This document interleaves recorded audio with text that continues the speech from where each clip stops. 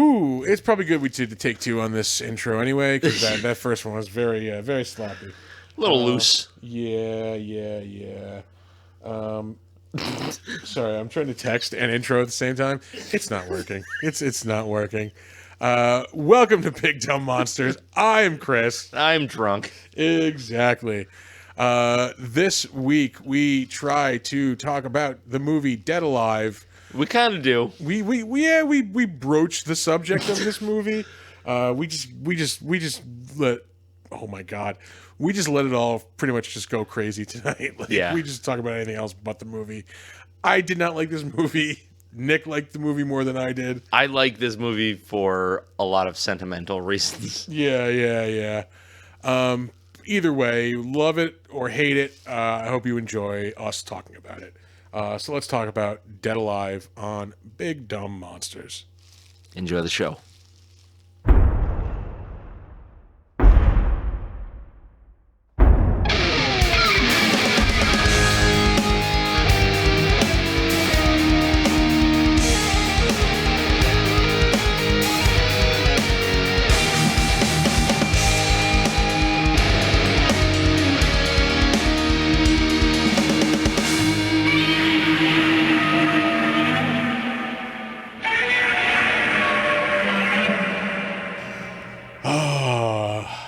I've been holding this in literally all day. I did not like this fucking movie. There's not much to like about it. Yeah. We just happened to be like, usually we never like watch the movie at the same time. We just happened to be doing it at the same time, like kind of today. Yeah. I was a little bit ahead of you. And like we were texting for a minute, and then like I kept wanting to text things back, and I'm just like, nope. Yeah. Leave it in. Hold it in. Yeah, like an Irishman with emotions. Hold them in. Well, we'll start off by saying this week. Turn your mic to your face. Yeah, I was actually. Oh shit. Oh. Let me just take out the entire fucking setup. I'm like, I still had to move a little bit. There we go. Yeah. Hey, that's perfect. Look at that. That's like perfect microphone placement. Start the fucking movie. Turns out we just needed to there it goes. Turn your body the entire time. Pretty much. Yeah. Now, like, this is way better. Power belch. Did you just... You gotta go for this. As bad as that last one smelled, like... I remember, this is gonna be a shit show. I can already fucking Hey, feel it. Guess what? We started drinking before recording this time. Yeah. We hit the ground running today. Anyway, we're talking about the movie Dead Alive today. Yeah. I'm not going to say that this movie is not without its merits. No, I can understand. It is iconic. And it's iconic for a reason. Yeah, why it has the following it does. When you first got here, like, when we were like opening up IMDb, like I made a point of like looking at the movies in between this and Lord of the Rings, because when I was watching this movie, I'm like, this is 92. I'm like, Lord of the Rings came out in 2001. So they probably started working on it around 99, like 2000. No. Because they filmed Lord of the Rings, all three parts. They filmed it consecutively, and it took them 3 years just to film it. Okay, so they were maybe at this then, maybe like 97, let's say, around there. I think they started filming in 97. Okay. Which is even more astonishing, to be quite honest with you. Yeah. Because how does Peter Jackson go from this movie to helming this, I mean, like, one of the largest, like, franchises ever, like, in movie history? Like, it was, like, make or break for Miramax, Miramax. I believe it was Miramax. It was New Line, whatever. It was the Harvey Weinstein Company. Miramax. Yeah. The studio, like, staked their reputation on the guy who made Dead Alive. Yeah. Like, and Frighteners was not that big of a stepping stone. Yeah, like, it was much more mainstream. Yeah, when you throw that in there, that's okay, a little bit understandable. Like, it shows he can work with a big budget and still, like, you know, kind of bring his own ingenuity to it and like. But have his I own don't think flavor that film to it. did very well. I don't think it did either. I think it's more of a cult hit, also. Yeah. Yeah. But oh man, I fucking love that movie. Yeah, that is a great movie.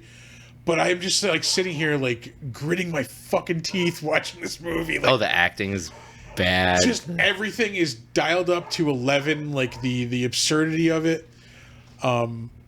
We always like when we talk about horror comedy, we always talk about the balance. Like it's important to get that balance right. Yep. And there is no balance to this movie. No. This is a psychotic cartoon of a movie. Yeah, it's Looney Tunes with blood and gore. Yeah. Like it's so. It goes beyond like genre, like because you can't really go like, oh, it's a comedy, or it's a horror movie, or it's just a zombie movie. It's everything and like nothing all at the same time. It's ridiculous. It's visual meth. Like, it really is. Yeah. I imagine this movie is what being on meth is like. Mm-hmm. And like I just, it's important to get that balance in like a horror comedy because you need the comedy to be funny to take the edge off the horror. I think the thing is, there's not really much horror in this. There's no horror in this movie. There's nothing scary about it. It's just gross. Yeah. Like, it's just gross. It's like, I love how gross it is, though. Like, I gotta tell you, yeah. I am in love with how nasty this movie is. These are nasty boys.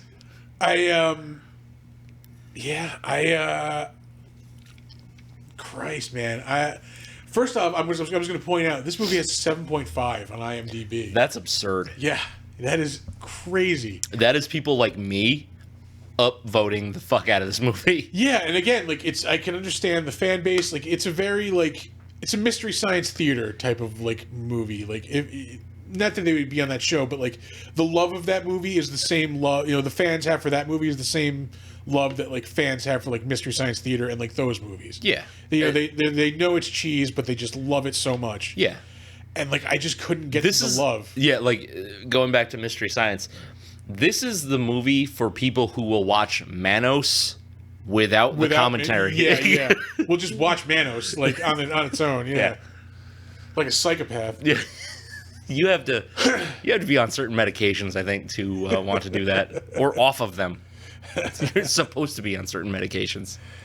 And yeah, there's like. And again, like you said, like I was saying, like you need the comedy to take the edge off of the horror, and like the horror to like reel you back in after the comedy. They have to like work in this yin and yang, and everything is just turned up to 11, and like it makes everything else not work. Like I can't give a shit about these characters because they're acting so moronic and so just over the top stupid for the whole movie. Like I'm supposed to be care that they're in danger, and I just.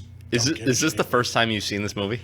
I think I watched this maybe, I want to say like 10, 15 years ago. Okay. And I want to say I probably fell asleep because I don't remember all of it, but there are like bits and pieces like I think I've seen this. I vaguely remember this.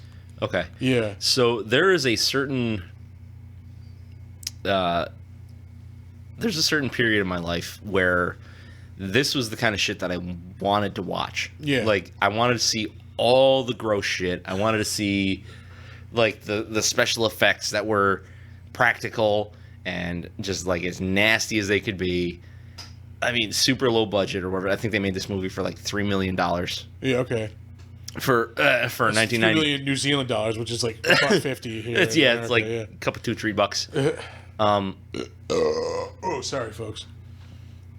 But this movie, to actually enjoy it, you need a certain environment. And that environment is a group of people with alcohol in them. Yeah. Like trying to watch it on its own as like a serious like. You can do it, but it doesn't pull the same weight. Like you get 2 or 3 people watching this all at once and you vibe off each other. You go, oh, that's fucking gross, and then the next thing will happen. You're like, it's fucking nasty, and that's the way it works. Like, I will say it is very effective at doing like that. Evoking that reaction. This is not a single player game. Yeah, no. Like this is an MMO. Yeah. Oh, I did not enjoy watching this movie. A couple times I almost texted like, "Why won't this end?" It doesn't really go on that long either. It's an hour and 46 minutes, I think, which is, I mean, for like a movie like this, it's long. Actually, yeah. I mean, those usually clock in between like an hour and 15 and an hour and 30, you know? Yeah, they probably could have trimmed out the. Actually, I can tell you exactly what they should have trimmed out: the fucking baby in the park scene, which Peter Jackson loved. He loved making was that. So over the top, stupid, and unnecessary. Yeah. It didn't vibe with the rest of the movie. Yeah. We never gave a plot synopsis, which Find one. Yeah. This dude who gets, just had spent his whole life being beaten around by his mom,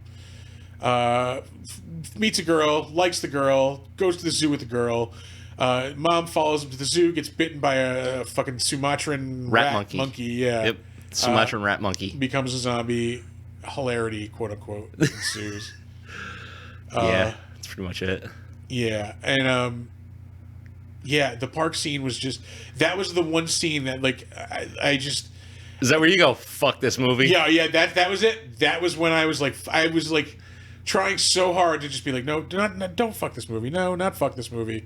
Yeah. Park scene, fuck this movie. Because, like...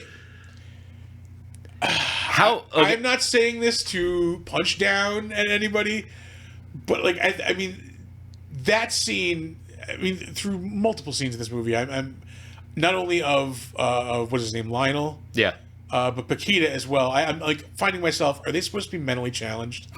Is this Benny and June, the gore version? Yeah, like I mean, he for some reason takes this zombie baby to the park, which is another fucking topic I need to address subsequent to this one. Yeah. That goddamn Newcastle. Brown ale. Hell yeah. Love you. He decides to take this zombie baby to the park for some reason. Yeah. And is like trying to mimic, being a parent to this baby for some reason. Like it's not logical for him to 0 cents take this monster, cannibalistic baby anywhere because it's trying to eat him. It's trying to eat anything. Yeah. And like just he's watching this other mom and like trying to do what she's doing with the baby and like it's just so stupid. Yeah, I'm not gonna try to defend this at all because you can't be like, oh, it kind of makes sense if you think about it like this, because nothing in this movie makes sense. Yeah, yeah. Like, excuse me, nothing is sensible.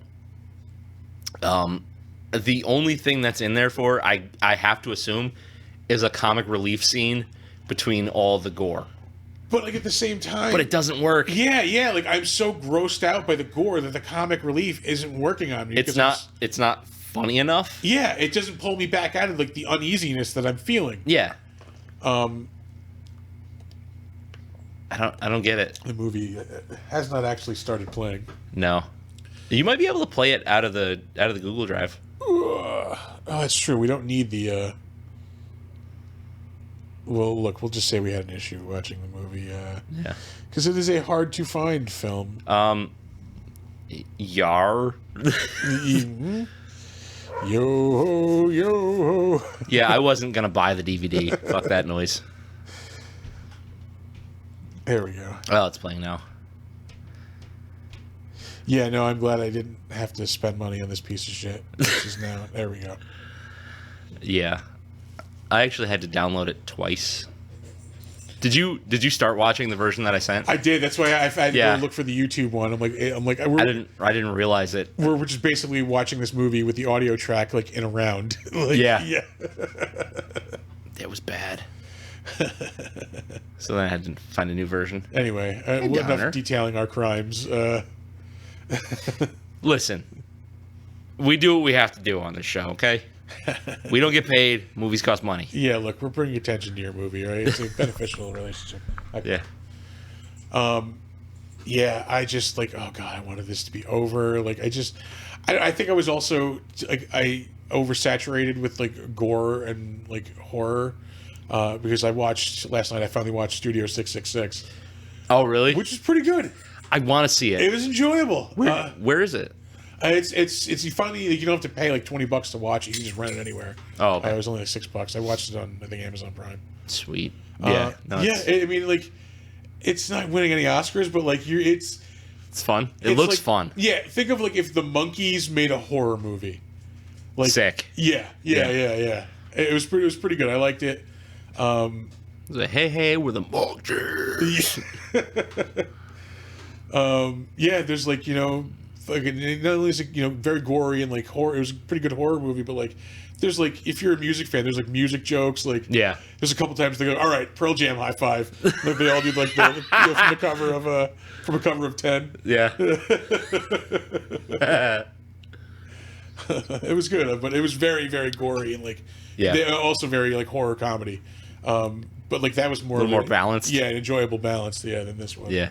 Did you get like a weird like Pee-wee's Playhouse vibe off of this movie? That's exactly what I said. Holy shit! When I was watching this, because I was trying to think of things like, look, just ways to describe the feel of the movie, and it's Pee-wee's Playhouse with like gory horror. Yeah. Yeah, that's fucking crazy. It's like if Rob Zombie made episodes of Pee-wee's Playhouse instead of being like an art side. Yeah. That's fucking crazy. That is exactly the reference that I had in mind. Yeah. Especially with the claymation rat monkey and just like the weird design of the zombies. It's just fucking strange. Like the weird, like retro design of everything. I mean, this is made in the 90s and like everything looks like it's from the 50s or 60s. It's set in 57. Oh, I did not pick up on that. Yeah. Okay. The only time you find that out is when they're at the funeral and you see the headstone. Huh. And it's whatever till like 1950. I think it's 57, maybe 54. It's set it is set in the 50s. Okay, I did not pick up on that. All right. Yeah. I just figured like as a foreign country, like they're over 50 years behind. Yeah, New Zealand is 40 years behind. Yeah. I'm like, they're fucking isolated. They're way like like, and it's like Cuba. They always have like 50s cars in Cuba. Like I'm a moron. Whatever. Yeah. But yeah, I just there's a very much a Pee-wee's Playhouse vibe on this. Also, this movie sucks so much Evil Dead 2 dick. Yeah, I was thinking that also. Like it was from like the low look, rent Evil Dead. From the look of the monsters. Ooh, excuse me. To the slapstickiness. The slapstickiness. To even down to like the sounds that they make, like they do the vocal changes. Oh yeah, for the overdubs, and they're almost spot on to what they did in the Evil Dead movies. I'm not gonna lie though, I love the gore. I fucking love it. It was just too so much for over me. the top. It was just so over the top. I think it could be different because I knew what this was going into it. I've seen this movie a bunch, but the first time I saw it was in the optimal setting. I think it was like 3 or 4 of us watched it during a night of drinking, and it was just. See, this would be perfect for like a midnight movie where you could go with a bunch of people and like you've been drinking and go to the bar before the movie. Like, yeah. Oh, I would love to see this at like in a theater, like midnight. Yeah. Yeah. Oh man, if they did like what was the horror movie showing thing they used to do in Schenectady? It came from Schenectady. It came from Schenectady. It came from Schenectady. This would do wonderfully there. They used to do a lot of midnight movies here. They used to do they were competing midnight movies at one point because they did them at the Spectrum and they would do them at the Madison Theater. Oh, really? And like now, midnight movie, you can't get a fucking movie anywhere. You can't do anything at after midnight like anymore. 8:30, like 9 o'clock. Yeah. It's goddamn frustrating. Like, ugh. Yeah. God damn it! I want to watch Rocky Horror. Yeah. Like sometimes I want to go to like a 10:45 movie. Like everything's like done for the day. I'm gonna be up till like 1 or 2 anyway. Like yeah, I'll go to a movie. Like nope. No, you won't. Yeah. Yeah, it's frustrating. Anyway. The old man griping about when things were more fun. Yeah. Back in my day. Yeah. We had midnight movies and people would show up drunk. Get drunk while they were there. Yeah. Every now and again you'd hear a beer bottle hit the floor and then roll all the way down to the front of the theater. Yep. It's nothing quite the same as watching a movie and then hearing somebody catch a blowjob. I will tell the story every chance I get. Oh boy! No, I didn't catch a blowjob in a theater. I worked in a movie theater. I worked at the Cinema 18 at Crossgates. Thing. Yeah. It was Hoyt's at the time. Hoyt Cinema. My first day on the job, no more than 15 minutes, like my first act as a Hoyt / Regal employee. It was me and like the guy who was showing me what to do. He's like, all right, we got to do a theater check. You know, it's where they go in, like they walk up the aisle. You know, you see the usher just go through. I'm like, all right, we do our theater check. I remember the movie. It was Blow with Johnny Depp and Penelope Cruz. Mm-hmm.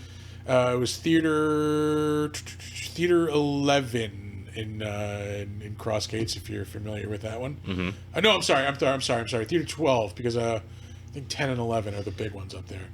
Anyway, I have a cousin who used to work there. Oh shit! Maybe around that. This was like 2000. Would have been earlier than that then. All right. Yeah. So anyway, like I said, first day on the job, first 10, 15 minutes on the job, first thing I am doing, we walk to the last row in this theater, and there are two people butt naked fucking in the last row during Blow. Yeah. Look, I just like, okay. What are you doing? Yeah. Put it away, champ. Yeah. Not like pants down, like shirt up. No, they were like ass naked. It's so fucking weird. Yeah. What a strange movie to do that to. Johnny Depp's a handsome man, I guess. That's true. Yeah. Penelope Cruz is very... Yeah. He's kind of a weird nose, but hey, look, who am I to judge? Whatever. Oh, man. Oh, the old fucking... I'm going to use the word. The old gypsy lady. Dropped a hard G, man. The fucking G word. Anyway, back to Dead Alive. I really didn't enjoy this movie. No, that's... I feel bad about it, because I know this is very beloved and like... No. Here's the thing. Anybody that tells you that this is a quality movie is projecting.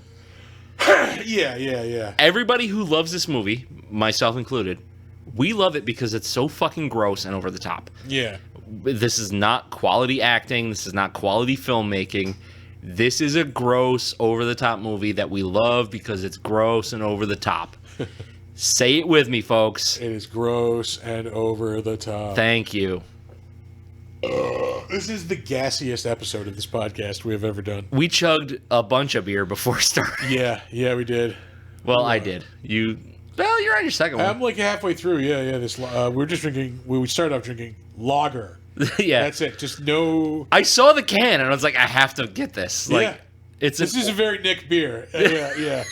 It's just no frills. Fucking. What do you? You're getting lager. Yeah. If you had to put me in the description of a can of beer, it's an orange can with giant white letters that says lager. There's literally nothing else on the can. There's like fine print. That's how you tell who actually made it. Yeah. But it's just lager. By the way, this is Crossroads Brewing Company tasty. out of Catskill, New York. Yeah. And it is a very fine lager. Yeah. A little bitter. Yeah, I did say that. I will stick with that, but it's getting easier as I get through. Yeah. I didn't find it to be too bitter. It's just it's good. We drink a lot of very frilly beer like here every now and again. Every now and then, yeah. A lot of flavors and gimmicky shit. So this is just like basic, like boom, fucking. I like that. Yeah. Lager. I will not quit until I get DuClaw's beer-flavored beer. It's in like a fucking white can, and it's got black letters on it. It says beer that tastes like beer, I think is what it's called. I think I've seen that around Something here. like that. I have never found it. I will grab it next time I see it. I've never found it. I am like almost 100% positive I've seen that. Yeah? Yeah. I need it. What I want to go back to, I want to be able to find throwback beer that was just a white can with black letters that said beer. Yeah. I want it. Not even like the pop top, the pull tab. Yeah. Oh, Jesus Christ. Those are old school. This is the kind of can you find when you're like doing construction in your own home. Like, somebody buried it in a wall like 50 years ago. Yeah, because they drank 12 of them. Oh, fuck, I dropped that can in the wall. Yeah, fuck it. Nobody's ever going to find it. Fucking drink a sixer and do the electrical. Yeah. The American way. What's that? My entire family? What? It's just 110. Who gives a shit? But after Lager, we have some Newcastle, which is a definite favorite of mine. It's so good. If you have not had a Newcastle brown ale, it's high quality. It's so good. Smooth, a little sweet, not overly sweet. Just it's made without something. Is it made without hops? Bullshit. Is it made without bullshit? There's an ingredient that is missing in it that's in like other beers, which makes it like a brown ale. I can't remember if it's the hops or the barley. Say Newcastle is a very like industrial coal town, so it's very like we get down to business with it. What the fuck? Okay, so I'm looking at the bottle of Newcastle right now. It says brewed and bottled (parentheses) and seen a man about a dog at La Guintas and parentheses in Petaluma, California, and Chicago, Illinois. British, like, but it's not British. Newcastle is in Britain, isn't it? Well, Newcastle is, but it's brewed and bottled in Petaluma, California, and Chicago, Illinois. Fucking weird ass hippies. I think it was an English beer, and then it like migrated over. The brand. Yeah. Whatever. It's delicious. I don't give a shit where it's made. I think we talked about this a few episodes ago. They made the werewolf beer a couple of years ago. Yeah. But Newcastle, Newcastle is English because Newcastle is a town in England where some of the Constantine comic book stuff takes place. All right. And that's a major event. Excuse me. It's a thing that happens previous to the comics starting. So it's referenced as like a past experience in the comics. So they'll have like a guy drinking a Newcastle as a reference point to that event. You should read this fucking comics. Read them. Yeah, I'm going to. I have done an amazing job. I have for the past, I don't know, fucking 4 or 5 years, I have had like a backlog of comic books, usually about that thick, of just like things to read, and I've gotten it down to about like that. I have honestly like 3 books to go. Yeah, I think I'm just gonna knock them all out, and then I'm gonna get on those. Yeah, it's so good. Fuck, Hellblazer, that comic, it's great. Yeah, I'm looking forward to reading those. So this is another one of those podcasts where we talk about anything other than movie. Yeah. I understand why you don't like this movie. Yeah.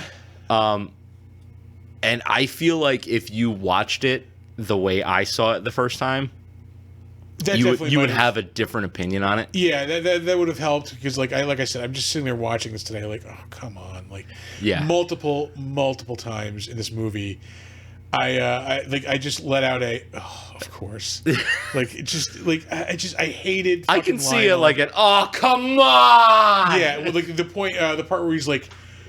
Towards the end, where he's just running in place in the blood. I'm just like, I love that. It's so stupid. Yeah. I wanted to like this, and I could not get there. This is gonna be on a two movie scale ranking for me. Okay. So are you ready to rate this movie? Let's rank the movie. Okay, I'll go first. Yeah. Okay, so as a horror movie, quote unquote, like for what they're trying to do here, it's like a 6, 7 maybe. As an actual movie, like if I have to, like with a real critical eye, this is a fucking 3 all day. Yeah, okay. Yeah, I'll start off with the real movie scale. I think I don't think I've ever given anything less than a 2. Well, I think we gave Deathbed a 1. That was definitely a 1. Right, yeah. So I'm not going to give it a 1. I think Ghoulies had a 2. Yeah. I'll give it a 2.5 on like a real movie. It's like a hair above a Ghoulie. Yeah, I mean, there are some things I can see. Like Peter Jackson does have some like innovative like shot ideas, like some of the just the way like things are framed and the way like the one I thought was really cool was when he's talking to Heinrich when he's talking to Heinrich. Yeah. And he's standing. He has like a taxidermy, like an antelope head on the wall. And when he's talking to him, the horns are just like perfectly, like placed so they're coming out of Heinrich's head. Yeah. Yeah. I thought that was like very cool. And there's just like things like fucking that. Heinrich. Yeah. Oh God, I hated that character. Like, of course, he's just slobbering all over himself. Like, Did you watch Phallus in Wonderland with us? no. Okay, that's the movie that Guar made. Oh my God. Back in like 90. Oh Jesus Christ. 93, 94 maybe. Okay.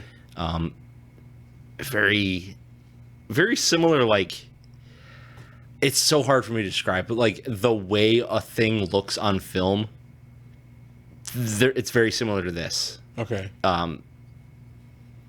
So if you imagine a Guar movie, the band Guar, ladies and gentlemen, if you do not know who that is, you have some homework to do. Go to YouTube. YouTube. Start with Saddam Agogo and work your way back from there. But that movie and this movie have a lot in common. Okay. Which is like very over the top, just fucking nonsense. Oh God, I just did not fucking like this movie. Like, Yeah. So that was my movie. I can't give it a horror movie 2.5 like rating because like we said, it's not a horror movie. It's just a gross out movie. Yeah. So like if in terms of grossness, I'll give it a fucking 9. Just because I'm not gonna give it a 10. Oh, it's gross as shit. Yeah. Yeah. The grossest thing that ever happened in this movie, like the lawnmower scene. Great. I love it. Like, it sticks in my mind. 5 less minutes of lawn mowing. The grossest shit that happened in this movie was at the dinner scene with the custard. Yeah, oh yeah. Yep. Bingo. Ding, ding, ding, ding, ding, ding, ding, ding, ding. Yeah, and she did it on purpose, too. She fucking aims it and... Yeah, he just eats this pussy fucking custard. I mean, the eating of the custard is gross on its own. It's like slurping it. And like, the first bite of custard, that underneath shot, that God. was nasty. And then the one with the pus in it, over the top. Oh, and she eats her ear like. I just did not enjoy that. Maybe even grosser than that. Like not physically grosser, but like psychologically grosser. I think was when they timed her the first time the pus shot out of her arm when she's in bed, when they kind of timed that with when he would have came. Oh God, yeah. There were so many times where I was like about to be hooked into this movie, and then something dumb would happen. Ugh. Yeah, something stupid would happen. I'd be like, oh, fuck this movie. Mm-hmm. Like towards the end, I was like, after like the extended fucking lawn mowing sequence. I loved it. I loved every second of it. I was actually kind of getting into it because it's when you have like a very like zombie movie feel to it. Oh yeah. Like, they're just trying to get out of the house, but these zombies are everywhere. And like, oh, this is kind of cool. I'm getting into it, and then like that's when the mom zombie comes in. Like I'm like, oh, this is gonna be cool. Like she's gigantic. You see her busting through the floor. And she's stupid looking. Yeah, she's these giant swinging tits when she comes out of the fucking thing. Like just giant fat ass. Yeah, I'm like, oh God. Like, there's another like. Oh, of course. They could have done so much better. Yeah, there were a couple times where I almost bought in, and then like, nope, this is fucking dumb. Fuck this movie. Have you seen Meet the Feebles? I have not. Okay. I understand it's also like very fucking. It's disgusting. Yeah. So it is like if the Muppet Show was like everybody was high on crack. Oh, jeez. And just like fucking each other, and one character was dying of like every venereal disease they could possibly have. Oh my God. Yeah. Love it. Love it. Did not enjoy this at all. Yeah, it's like a psychotic Greg the Bunny. I actually liked that show. Yeah. So if you if you mix this movie with Greg the Bunny, that's Meet the Feebles. Yeah. I hated Lionel. I hated Paquita. I didn't hate Paquita. I didn't. I hated the fact that she was like so into the tarot thing that she was like, well, this guy is the one that I'm going to love forever. Yeah. There it is. You're like, you can't force yourself to love somebody. That's stupid. Oh, boy. By the way, we have foregone the fridge tonight, and I just left the beer on the table. These are warm beers, though. Like these are not the Newcastles. Newcastle, you're supposed to drink warm, aren't you? I don't know. Maybe I'm not. Yeah. These are cold. Oh, well, fuck. I gotta drink this faster then. Yeah. Oh yeah, these lagers we drank warm because I don't know. We're your scumbags. One of the two. Yeah, I don't know. We're just fucking. What can I say? Oh man, yeah. I definitely like next week. Like we need. Yeah, right, buddy. You tell him, pal. We have to like. Well, we don't know what the fuck we're doing next week because we keep shifting shit around. Yeah. So I kind of need like a palate cleanser. What did I text you? Like Wednesday? Like what are we watching this week? It might have even been Thursday. It might have been. Yeah. So yeah, we'll figure that out. But yeah, I like this. I need to like something good. Yeah, we'll do something good. I need like, and like I feel we just did something like good, but out of genre last week. Yeah. But I need something good, like not like this is so bad that I need something good. Just something not revolting. There's Swamp Thing 2. How about that? No. Oh man. You want to move like right on to trivia? Yeah, I think we're just about there. Okay, we can do that. Let us do some trivia. Not to bother you with trivia. I used to think they were kind of trivial.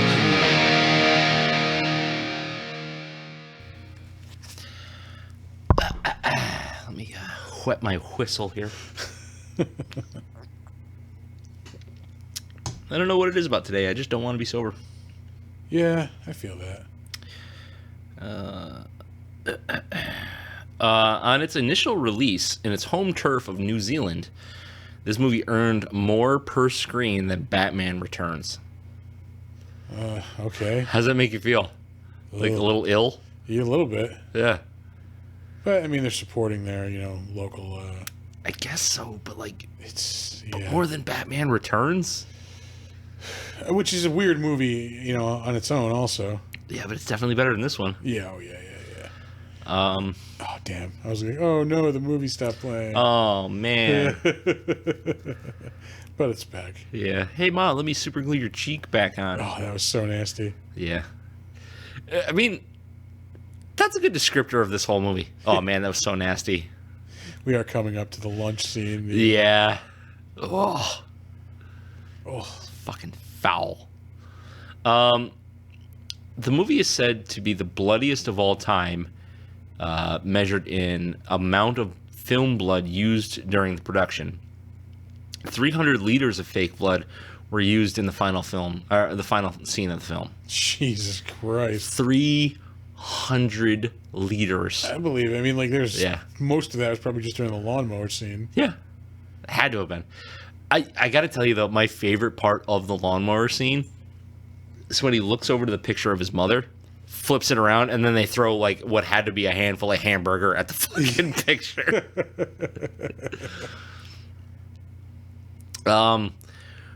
The rental in Sweden, and probably other countries as well, came with supplemental vomit bags. Oh, the movie rental. Yeah. Okay. Yeah. I would love to have a Dead Alive vomit bag. If anybody out there has one of those and you just don't give a shit about it, you send it right to us, because that will It'll go on the shelf. Right on the shelf. Peter Jackson is a well-known aficionado of the original 1933 version of King Kong. In the beginning of Braindead, or Dead Alive, whichever version you're watching, the New Zealand zoo official is stealing a rat monkey from Skull Island. That's Jackson's nod to Skull Island's more famous resident, King Kong. Jackson would, quote-unquote, return to Skull Island for his 2005 remake of King Kong. I'm definitely a fan of his King Kong. I have not seen it. Really? Yeah. I mean, it's 3 hours long, which it probably doesn't need to be, but yeah, it's enjoyable 3 hours, I thought. Is it 3 hours long because he was still sniffing his own farts over Lord of the Rings? Yeah. Oh, yeah. Yeah. Yeah. But I mean, you get a longer time on Skull Island. You get a little bit more of Kong in New York. Oh yeah. God, he eats the fucking bloody fucking pussy custard. Ah, it's So creamy and delicious. Oh, God. She watched that happen. Like, why would she not say, like, don't eat that fucking custard? Her arm pus went into it. Yeah, they're both, like, I mean, like, the wife is a little more keyed into it, but, like, they're pretty much just sitting there. She's just letting it happen. Yeah, like, this woman is clearly ill. Like, ooh. Yuck.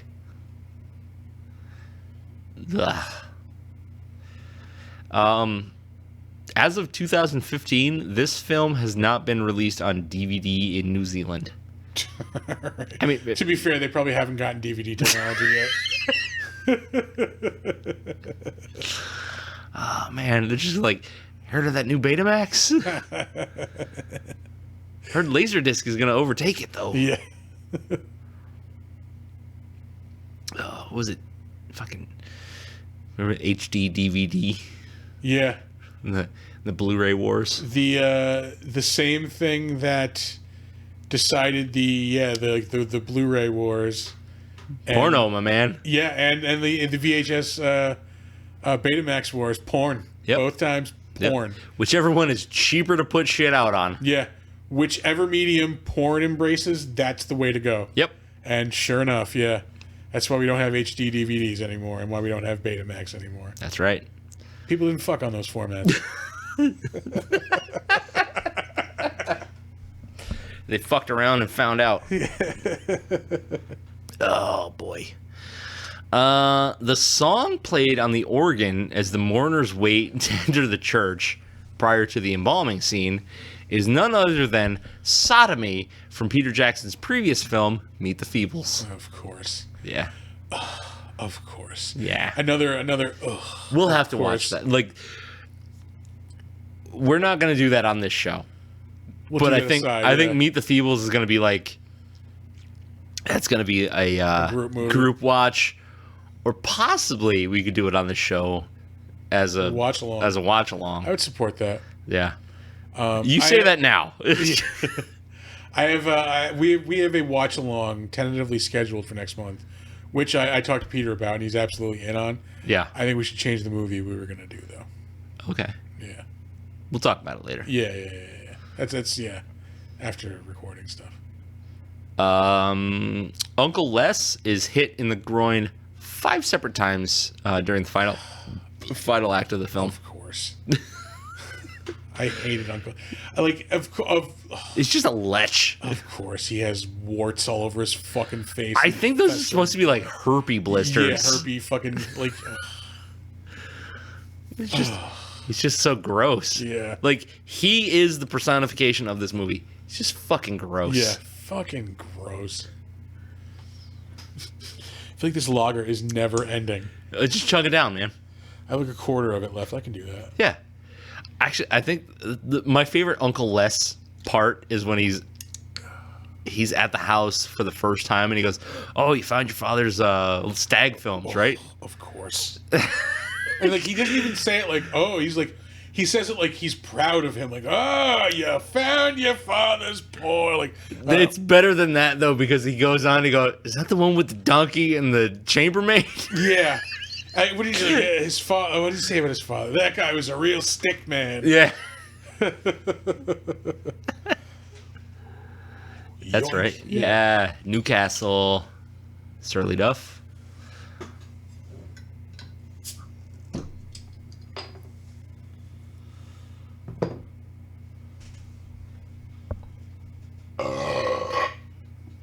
Ooh, that had some substance to it. Yeah.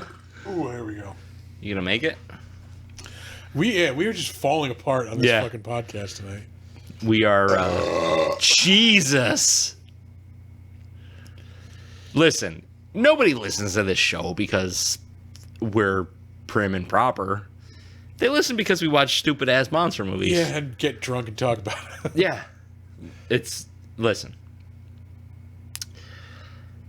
To make an omelet, you gotta crack some eggs. You gotta crack a few cold ones. To watch Dead Alive, you gotta crack a few cold ones. Oh, man. Oh, that's delicious. Famed gore hound Eli Roth said Braindead was one of, if not the only film that actually quenched his bloodlust. He's another one that I don't know, Hostel. He'll have a great idea and then he'll just fucking bury it in the fucking ground. Yeah. I was looking forward to Green Inferno. Like, it sounded cool, retro. It's like, throwback cannibal movie. That Yeah. movie is fucking terrible. Is it really? Yeah. I've never seen it because that's what I keep hearing. Is like it wants to be a throwback, but it's not a good throwback. Yeah, it's not good. It's usually like, is it worse than Cannibal Holocaust? Because Cannibal Holocaust, Cannibal Holocaust is not a good movie. Yeah, no, it's very much in that same vein. I would say it's probably better than it, just because, knowing what you know about knowing what you know about Hannibal Chow. Trash stick blast bags. Yeah. Knowing that, animals are, actually being killed, in the movie that you're watching, definitely, ruin that movie for me. I think only one animal actually got killed in that movie. Was the turtle? I think it's just the turtle. I thought there was another one, too. Is there? I'm pretty sure it was, a dog or something. Maybe. But the turtle, I know they at least ate. Yeah, but it was still pretty nasty. Oh, it was gross as shit. Yeah. Yeah, I did not like that movie, but again, it's horror movie homework. Oh yeah. They actually did it on the last drive-in with Joe Bob. Yeah, they did Cannibal Holocaust. Yeah. Darcy actually couldn't watch it because she's an animal. I think she's a PETA person though. So. Yeah. I love animals. I respect vegans and vegetarians. I hate PETA. Just fucking hate PETA. They're doing it the wrong way. Yeah. Carrying on. Peter Jackson paid homage to this film in his version of King Kong. During a scene on the boat, you see a crate with the words Sumatran rat monkey clearly shown on the side. All right. Which I think he actually brings up the rat monkey in as many movies as he can possibly do. Yeah. Because I want to say it was in something else too. Either way, other than Lord of the Rings, this is the movie he's known for. Oh, this and probably... It's probably neck and neck with this and Meet the Feebles. No, not Meet the Feebles. The Bad Taste. I think Bad Taste is a little more well known than Meet the Feebles. But yeah, he's known for fucking Heinrich. Bad Taste is so fucking bad too. That I want to say I've seen. Yeah? I used to have. Oh, so you remember when you could go to Walmart and buy those the 50 pack of movies? It'd be yeah. It was drive-in classics or whatever. A shitload of movies on one disc or two discs. Yeah. I had one of those, and it was 50 horror, drive-in horror movies or whatever. And Bad Taste was on that collection. And I watched it twice. Maybe. What's going on here? I think the screen just went away. There we go. Yeah, it's fine. All right, we're good. It was scary because the compressor for the fridge turned off at the same time the screen did. The power went out, the lights are still on. Oh no! Yeah. But anyway, where are we? Right here. Upon being released on home video, the unrated version at 104 minutes was soon banned in Ontario and British Columbia, Canada, and only the R-rated version, which was 90 minutes, was available, which I think is the version that is on YouTube that we're watching right now. No, it's the 104. It's the hour and 44 minute. Yeah. 104 minutes. If it's worse than what I saw, then Jesus fucking Christ. How much fucking nastier could it be? Oh boy. The Spanish title of the film. Are you ready for this? I'm gonna try some Spanish here. Tu madre se ha comido mi perro. Your mother ate my dog? Yeah. Literally. Which, again, Why does every movie we watch have to fucking feature the death of a dog? Like, Yeah. Literally translates to "Your mother ate my dog." When he yanks the tail out after she fucking deep throated it, like that's a lot of tail down there. Yeah. Oh, like every fucking movie we watch features a dog being killed. Like, But I think the best part of that though is they walk in and she's got the fur sticking out, like the ass end of the tail. Well, I guess not the ass end, the very end of the tail. yeah. The tip end of The tip of the tail is sticking out of her mouth, and he pulls the whole tail out. And she goes, "Your mother ate my dog." And he goes, "Not all of it." Yeah. And then they pan over to the bed, which looks like a fucking massacre. Oh. Like that's actually pretty good comedic timing on that. Like that scene was decent. Sorry, go ahead. Sorry. I was just gonna say, like, because there are moments that are well done, like that was funny. Did something they just showed a flash of, like I did not need the whole story about the mom murdering the dad and the and his lover. No, That was just so unnecessary. Like, yeah, that's serious movie making shit. Yeah, and at this point, like, again, I don't give a fuck about any of these characters. Why would I give a fuck that the mom, like, the mom? You've already established the mom is a horrible person. Yeah, like who's just driven by like status and like, yep, being and control. She's a control freak. Yeah. So yeah, like, I don't know. Hat in a hat, I guess. Like. Yeah. Some of these creature designs are pretty good, though. Yeah, I mean, like the special effects work and the makeup work. Yeah, it's good. But I couldn't get on board, man. I know I keep saying that. It's fine. Like, obviously, we watch things that don't appeal to everybody. Yeah. All right. Oh, excuse me. This is our last IMDb fact for the night. Probably not our last belch. No, Yeah. 100% not our last belch. God, do I leave those in or do I edit them out? Ooh. I'm going to leave them in. I know what the Spotify poll is going to be on this episode. Do you like the belches? Yeah. Do we leave the burps in or out? The tarot cards in the film are from Aleister Crowley's Thoth deck. But two cards, the Star and the Prince of Cups, are different from the ones featured in the deck. And they were probably specially prepared for the film. Huh. All right. Aleister Crowley, infamous mountain climber and poet. Occultist, I guess you would Oh, say? yeah. Wickedest man in the world. But yeah, that guy. May I see the mouse? Yeah, there it is.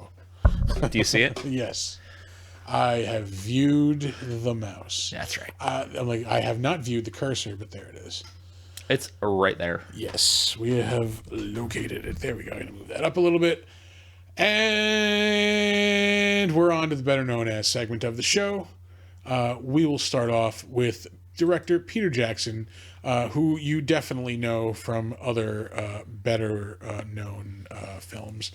You could have just left it at better films. Yeah, better films, true.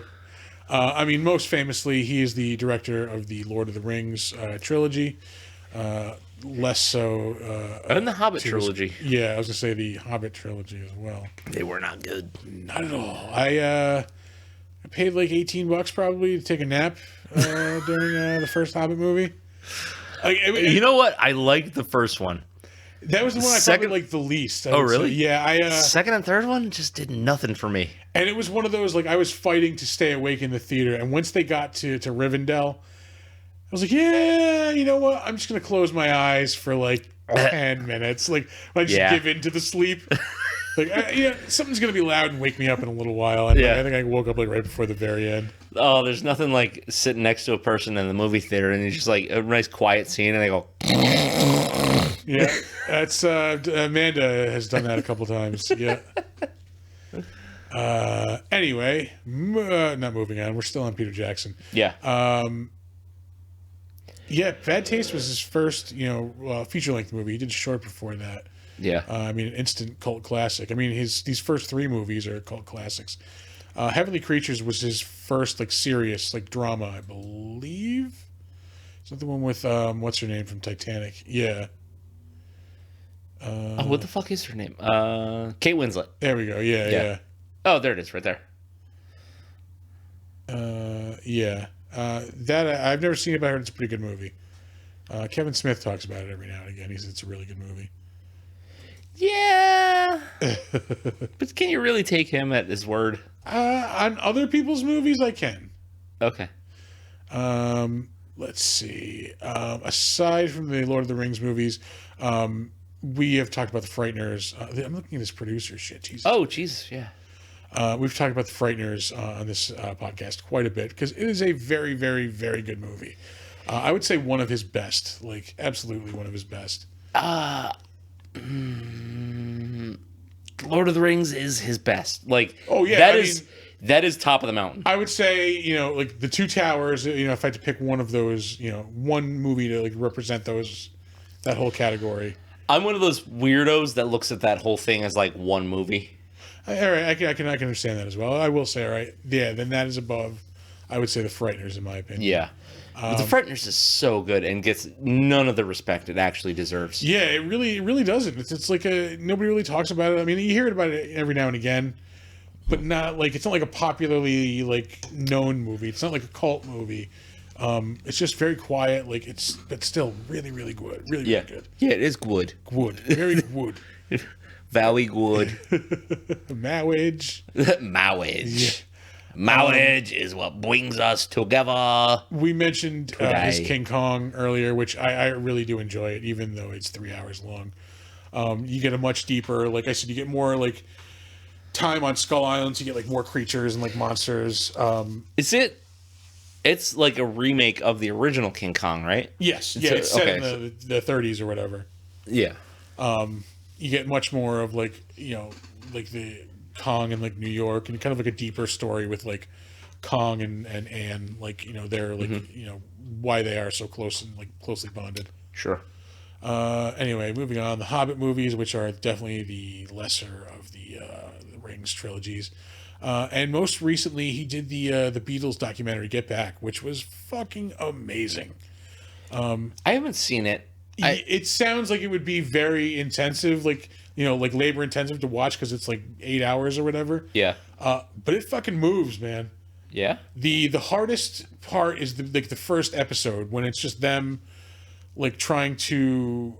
It's really like it's them, their first attempt to fucking get everything like recorded. They're supposed to do like a TV special. Yeah. And like shit's just not going right, and like shit's just falling apart. Yeah. And like that's like kind of the boring one. The second one, and like the second one's more about their like infighting and like pretty much the point where they just broke up and like fell apart. Yeah. And then like the last one is about like the rooftop concert, and like they just re-released the rooftop concert, just that portion in IMAX, and I kind of wanted to go see it. Oh, really? That would have been something to see, and I've totally fucking spaced on it. If I remember correctly, didn't they only play like 3 songs in that concert before the cops busted it up? Yeah, they show the whole concert in the documentary. Yeah. Yeah. The cops show up, and like tell them to get the fuck out. What I love about the Beatles is like their music is good. Like I like the Beatles. I'm not one of those like crazy Beatles people. Yeah, I'm like a Beatles super fan, but I mean like I genuinely love the music of the Beatles. They've got really good fucking songs. Like they were super creative. Definitely changed a lot of shit. Like changed the landscape of music. Yeah. There are people that think that they were like the goody two shoes kind of band. No. And the Rolling Stones were like this like so many drugs. But they go like, oh, the Rolling Stones were a real band. But they don't realize that the Beatles were a real fucking band, got together on their own. Rolling Stones put together a la like Sex Pistols style. Yeah. It's so fucking weird. Like there was never because the Rolling Stones took on that like bad boy image. Yeah. And they really weren't. Like give Mick Jagger, who's he's like a fucking model, basically. Like Keith Richards was like the bad boy. Yeah, he definitely earned that reputation. The Stones have the bad boy image on the back of Keith Richards. I mean, like, that was never a close contest for me, like, the Beatles versus the Stones. Like, always fucking the Beatles for me. Like, It depends. I don't know. I do appreciate the Stones. There was a time like I kind of got into the Stones, but like still, I know much more about the Beatles. I appreciate the Beatles much more. I will go to my grave saying that "Bitch" by the Rolling Stones is the nastiest groove on any rock song ever. There was a time in my life. This is when I worked at the movie theater where, like, I've said this before. I pretty much inverted my day where like when the rest of the world was getting up is when I was going to bed, and then like vice versa. So like for it was a good streak, probably a couple of months.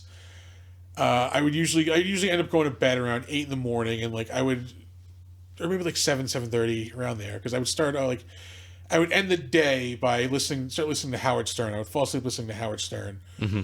But before that came on, I usually listened to Sticky Fingers for some reason. That album, Yeah.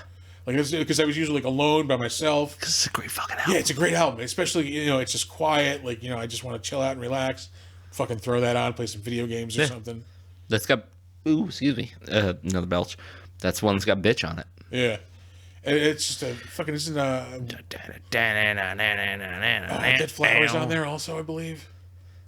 Yes. Yeah. Yes, that's the one with I think it's my second favorite Stone song. Tumbling Dice, I think, is my favorite Stone song. Oh, really? Yeah. Yeah. I don't know. Everybody's got a soft spot for Paint It Black, though. Yeah, I mean, that's why it's not my number one. Yeah. Don't get me wrong, I fucking love that song. Yeah. Yeah. There have been actually more than one hardcore bands that have covered that song. Yeah. The original is always fucking the best for me for that one. Oh, I love beer. What the fuck were you even talking about? Stones. Yeah. Oh, Beatles. Dead Alive. Peter Jackson. Peter Jackson. Yeah. Watch shit. fucking gay. It's definitely break it up. But it was really I was sad when it was over, because it's just like you're never. I mean, like, you only know these people as legends at this point. Yeah. Like you just they're the Beatles. Like, Is that a just using pre-existing footage kind of thing put together, or is that a they with filmed, actors like recreating events? No, there's no recreations. No. It's all just from what they filmed for the special back in like the 60s or 70s or whatever. Okay. And they just never used it. Like, Peter Jackson just went through it and fucking like just chopped it. Yeah. And told a much more like cohesive story about like what the band was going through. Because it was that time when when they're breaking up, and like everybody kind of knows that story. But there was like the Yoko years. Well, that's the thing. Like, she was kind of fucking vindicated by this special. Yeah. Like, people always blamed Yoko like as breaking up the band, but like. No, I think the fact that John Lennon just went off his fucking rocker was a big part of it. Yes, but it was just everybody outgrew their relationships with each other. It's pretty much like it. I mean, you can get into the whole thing with like John and Paul, like, because they're almost dueling girlfriends and like significant others at that point. Like, Yoko will be in the studio for a while, then Linda comes in for a while, and then like so there's that whole thing. It's basically like them just being like, hey, I've got this other person. Like, my turn. It's my turn. Yeah, like we can't be. Not that they were like romantically entangled, but like we can't be wrapped up in each other pretty much anymore. Yeah. And then you have like George, who's just like shit upon, basically. He was just like, I'm tired of being fucking shit upon. I gotta tell you, like, George Harrison as a Beatle, so underrated. Yeah, like, he does not get his due. Such a good songwriter and such a good guitar player. Yeah. But I mean, I was just say, like, it shows that like Yoko is not this disruptive presence. Like, if anything, she is keeping John like in check, not fucking being a crazy wild asshole. Like, if she's there, he's like just doing what he needs to do. Like, so you get a much more like clearer picture. But like I said, you only know these people as legends. So it's weird that you just get to see them interacting with each other as normal, like you and I would bullshit with each other, or like any of our friends would just, if we were all just hanging out, like just fucking talking and shooting the shit. It's just very like, you see them like putting together like fucking working through like a melody that would become like Get Back, like this legendary fucking song, like, or like fucking Paul's like, I've got an idea for this, and then like it turns out, oh yeah, that becomes Maxwell's Silver Hammer or something. Yeah, I heard someone describe Paul McCartney in a certain way, and it has stuck with me forever. It was Paul McCartney, overrated celebrity, underrated bassist. And I agree with that, like, a lot. A lot. Yeah. Like, yeah, he's famous for being a Beatle. Yeah. But what does that mean? Oh, he was an amazing fucking songwriter and instrumentalist. That's what that means. Yeah. But, I mean, if you enjoy the Beatles, like, it will give you a deeper fucking... Like I said, a deeper love of them. Like I said, I was sad when it was over because you're never going to get, like, that level of, like, just intimacy with the... Like I said, just legends at this point. Yeah. You're never going to get that access with probably any other fucking band you love. You're just so right there. And, like, they're talking about doing another release of it that's even longer, and, like, honestly, I'd probably watch it. Like, are you a Metallica fan? Like, at all? To the same level that I am a Beatles fan, I will say. I like Metallica. I've seen Metallica live multiple times. Have you seen the but I'm not a super fan. Have you seen the documentary stuff that they released? Some Kind of Monster. Is it something like that? Yes, because they were also they were also like on the verge of pretty much breaking up at that point, if I remember correctly. Like, yeah, they were not happy with each other. Yeah. So it is kind of like that, where you see them like there is a good portion of it like trying to like George leaving and them trying to fucking like bring him back. Yeah. And then like other people have said this on other like podcast descriptions that I have of it, but like you get a if you don't appreciate Billy Preston before you've seen this, like understanding what he did for them is fucking. He shows up at a time when like they're just fucking. They've had it with each other. Mm-hmm. They just hate what they're doing. And then, like, he shows up and it just brings the joy of, like, music back and, like, brings everybody back to the table, basically. Right. Well, because this was after their like, psychedelic phase, right? Like, they did like, Sgt. Pepper's. Yeah. And, like, how do you top Sgt. Pepper's? You know, it's like... I forget where I heard somebody describe it, but, like, Billy Preston is their, like, Gandalf showing up on the third day, basically. Like, okay. Yeah. To bring it right back around to Peter Jackson. Mm-hmm. And I did that on purpose, by the way. Oh, yeah, sure. Totally. 100%. Yeah. I believe you. Anyway, King Kong's awesome. Fucking Get Back's awesome. Peter Jackson's pretty much awesome. Yeah, you gotta, like, cherry pick your shit with Peter Jackson. Like I said, it is a very extreme because he starts off as like this gross out director and then now is known for making these epic, sweeping, just beautiful fucking movies. Yep. Like, Mm-hmm. I mean, think about just the scenery in like Lord of the Rings. Like, Jesus Christ, it's like one of the the most beautiful fucking things on film ever. Just him capturing like just New Zealand fucking. Yeah. It's like, how beautiful does the Shire look? Yeah. Like, I would live there. I want to fucking live there. Yeah. Rivendell. Gorgeous. Yeah. Who doesn't want to go there? Like, yeah. Anyway, moving on. Timothy Balme, I'm going to say. Let's just leave it at that. Balmy. Balmy, New Zealand. We are so sorry for this episode, folks. I'm not.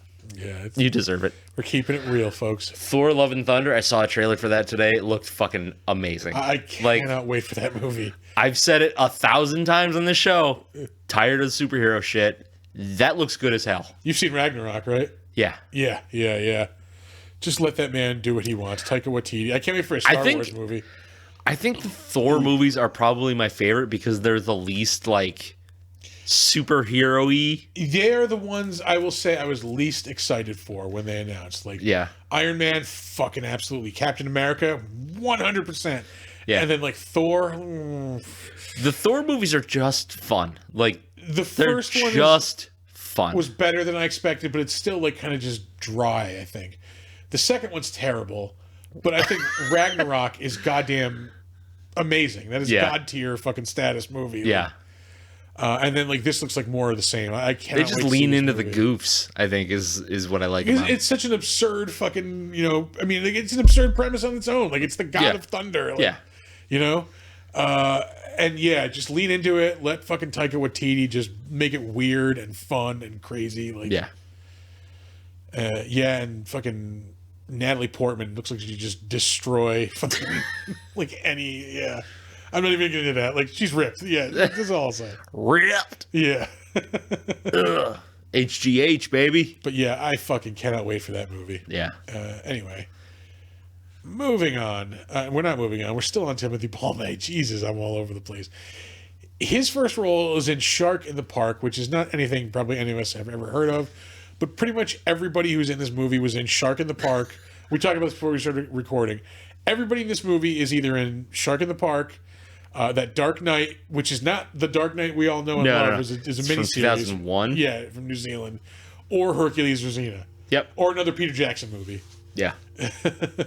And Timothy is no exception. Like I said, Shark in the Park. He's in this movie, Dead Alive. He is in a non-syndicated Hercules. Unless this is... No, that's probably Hercules, like Kevin Sorbo Hercules. It is Kevin Sorbo Hercules. All right. They did like 3 movies, I think. All right. So he's in Hercules in the Underworld. He is in... Is that White Fang, like... TV series. That's got to be a Canadian one, I'm going to say. That is White Fang, though. Yeah, with the wolf. Any of these people, yeah. Let's see. Where were The Legend of William Tell. That's the other thing that all of them are in. A lot of people were in that Legend of William Tell TV series. Is he not in any other Peter Jackson stuff? Well, you're up to 2006, and no, so... I don't think he is. Man, he must have pissed him off. He was on the Almighty Johnsons. That was... I mean, maybe that was a New Zealand show, but that was on Sci-Fi Channel. Oh, was it really? Yeah. Almighty Johnsons.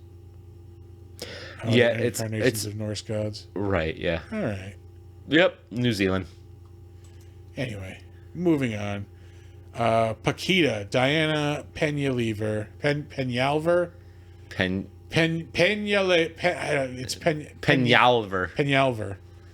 That's just very oddly. If anybody's going to know how to pronounce that, it's not me. Yeah, I might be able to do it if I wasn't as trashed. She really isn't anything that any of us would ever have heard of. It's all Spanish language production stuff.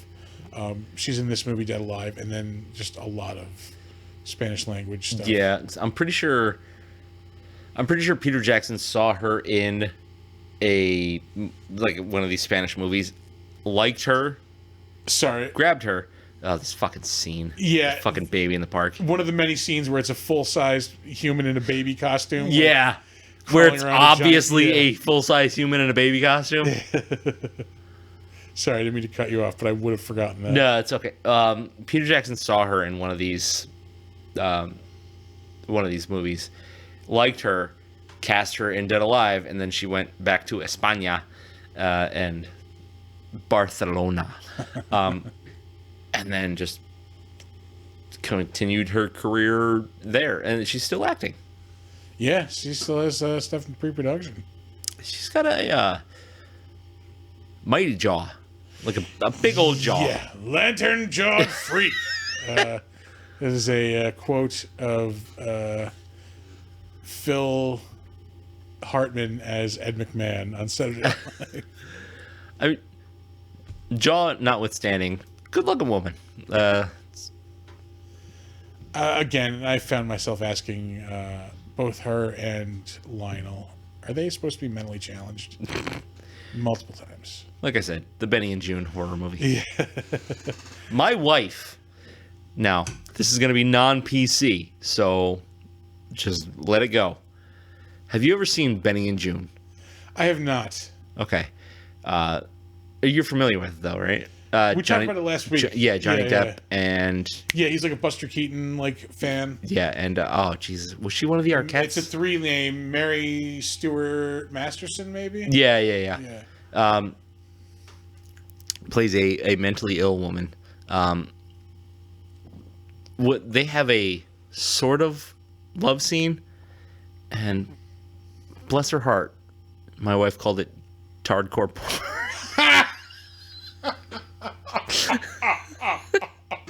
God. Oh, that's amazing. Oh, that's awesome.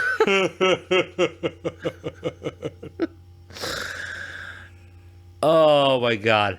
And since I have grown up, like I am an adult, I realize adult things in my life. I do not call anything retarded. Yeah. But that is fucking funny. Oh, man, that is funny. Oh, God. Smooches. Moving on. Elizabeth Moody, she was Lionel's mom.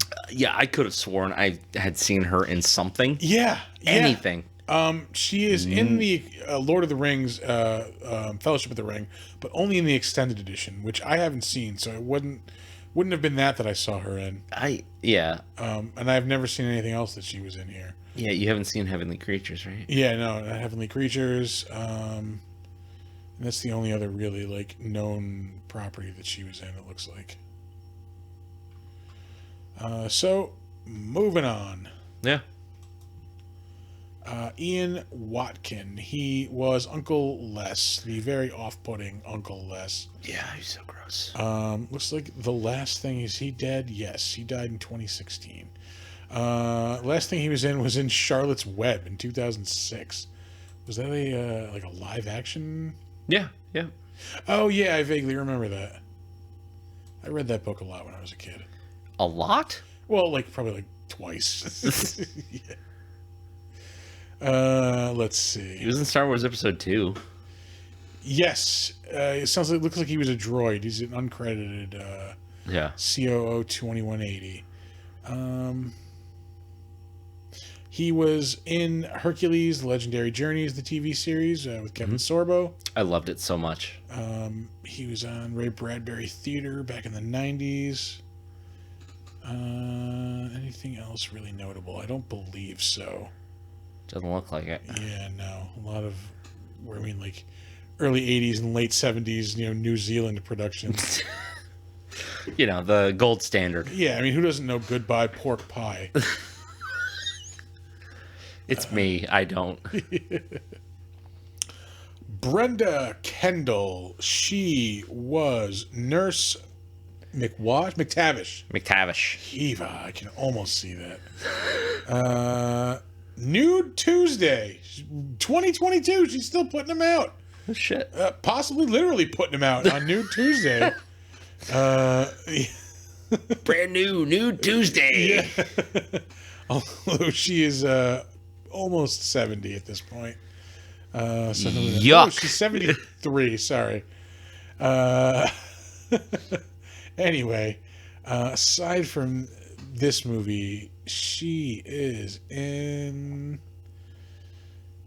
Xena Warrior Princess and Hercules: The Legendary Journey.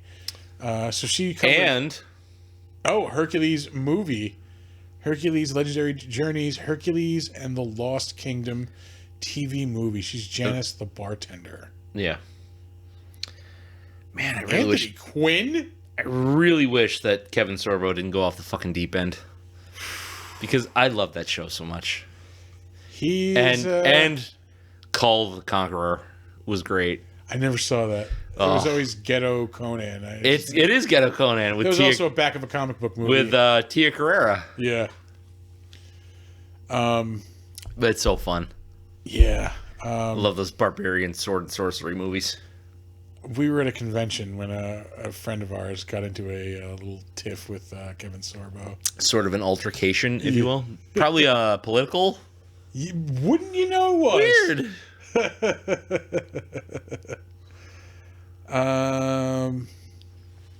Yeah, she was in nothing else anybody's ever heard of. Pretty much everybody in this movie is in nothing. I just wanted to make the Thunderbox joke. That's why I saved it. She was in something called Thunderbox. Yeah. Which you should probably see a doctor for. Anyway, Stuart Devaney, Devaney. Devani. Anyway, he was the fucking priest. Yeah.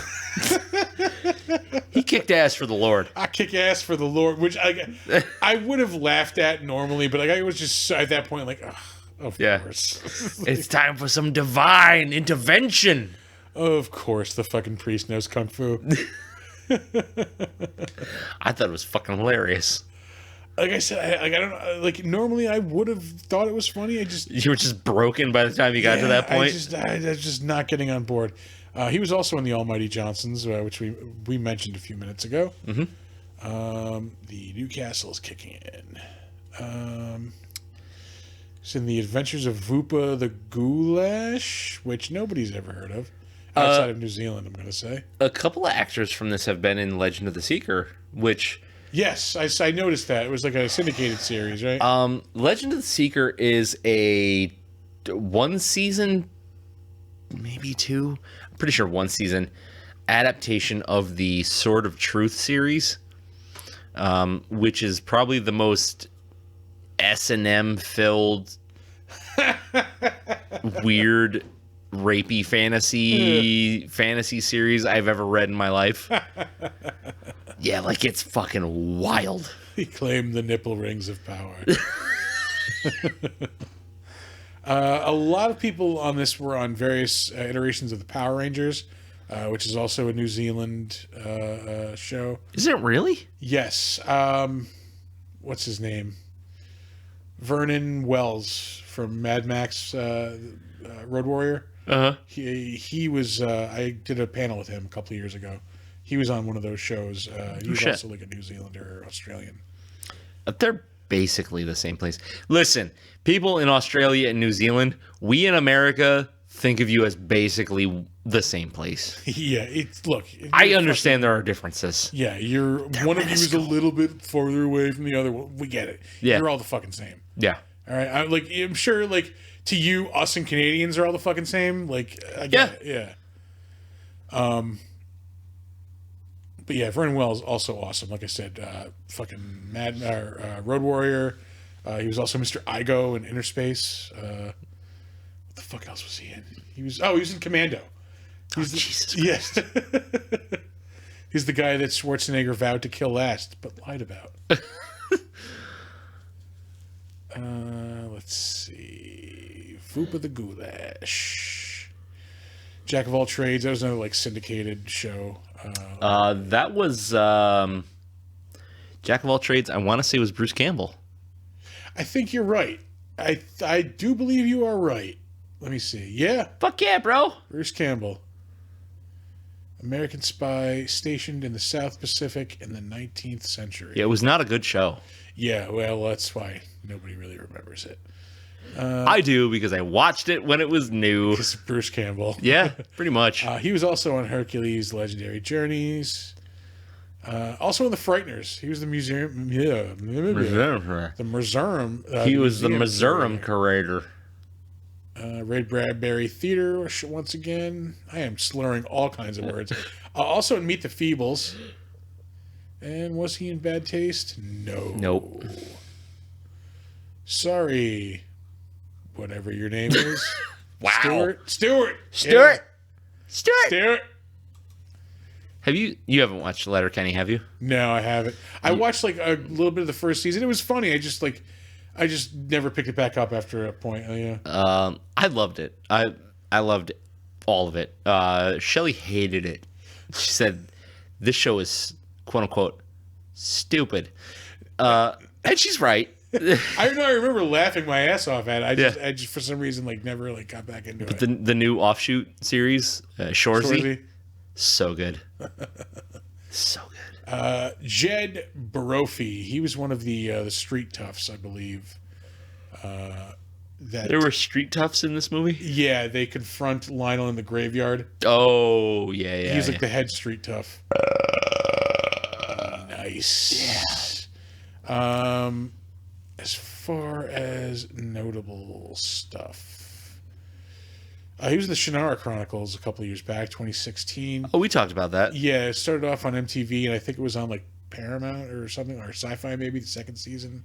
Oh, was it? It was on a different channel than the second season for sure. They should have just not made a second season. Yeah. This first season was real bad. He is also in 2 of the Hobbit movies, the last 2. Norrell or Nori? Nori, I can't see from here. I think that was one of the dwarves. Why wasn't he in the first one then? Maybe he was a different actor in the first one. Maybe. I could. Yeah. Oh, no, he is in the first right one. there. Yeah. It's just a different set of years. Yeah, good for him. God. Good for him. First one was so stupid. Hey, good for him. The fucking dishwashing song, like... Okay, so I understand why The Hobbit is much more like kind of like a goofy, cheerful thing, because the book was much more like lighthearted, kind of cheerful. They went overboard. Yeah, that's what fucking killed it. I think they went very cartoony on the lighthearted side of it. Like when it was serious, it was very serious and very good. But they made it so goofy when it didn't have to be goofy. Well, they had to stretch it out into 3 movies. This like novelette, basically. Like they didn't. Yeah, they could have done this whole fucking thing in 2 movies, and it would have been perfect. Could have cranked it out. I don't think even 2. I think you could have done it in 1 movie. 1 would have been a little tight. Yeah. I mean, I could see that, but like, you definitely didn't need 3. Like if you cut out all the Silmarillion stuff, just stick to the Hobbits. The fucking book is like what 150 pages. Like it's not a fucking.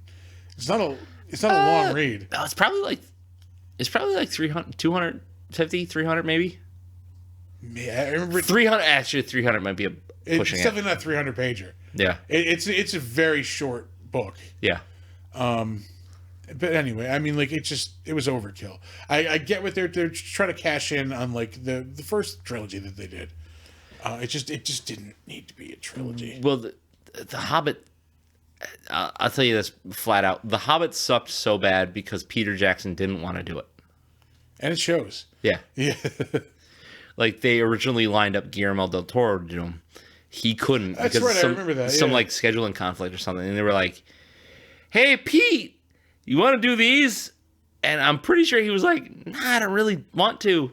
Because the first 3 gave me a heart attack. But then he just like he did them, and it just doesn't seem like he wanted to do them. Yeah, it's just I think you can just tell the love of it isn't there. Like they're just not good.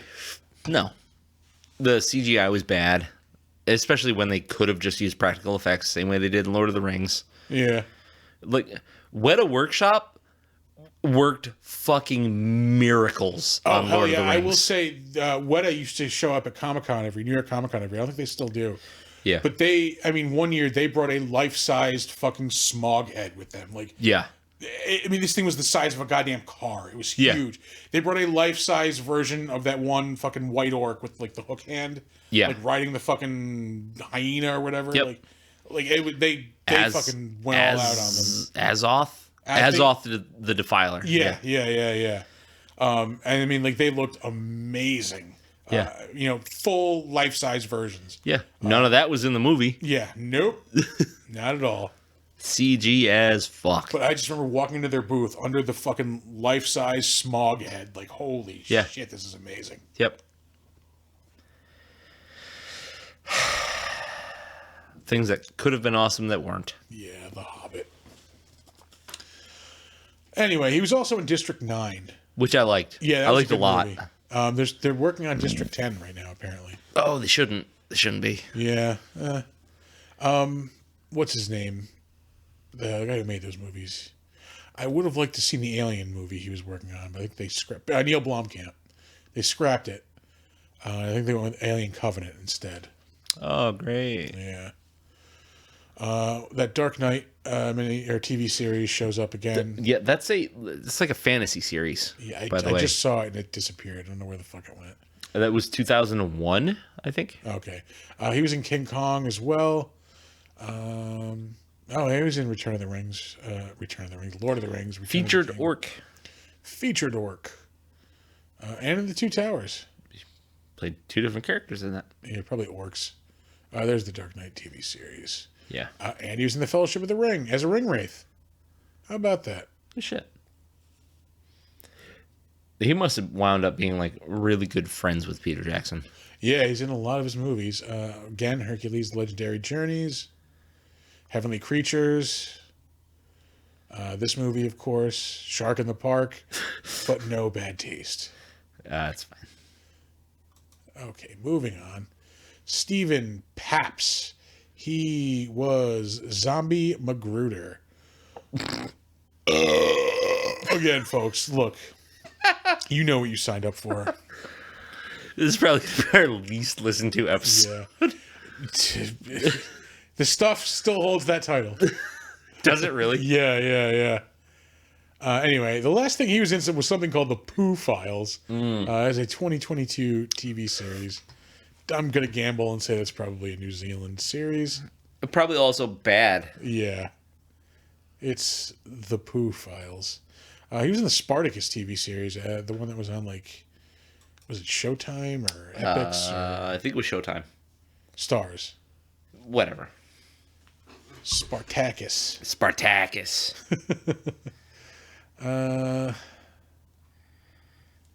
Russian Snark. Legend of the Seeker again. Power Rangers RPM. I think that's the one Vernon Wells was in. I don't know, man. I just remember he yelled at Atomic Waters during the panel. Like, yeah, in anger? Not like he, because Tom asked a question about inner space. He's like, hey, let's keep this to Power Rangers questions because I'll answer this one. Jack of all trades again. Bunch of those episodes. This dude was in several episodes of Hercules, The Legendary Journeys. Jumbo. And he was in an episode of Xena. Do you think Jumbo is about the president's penis? No? Probably not. Probably most unlikely, I'm going to say.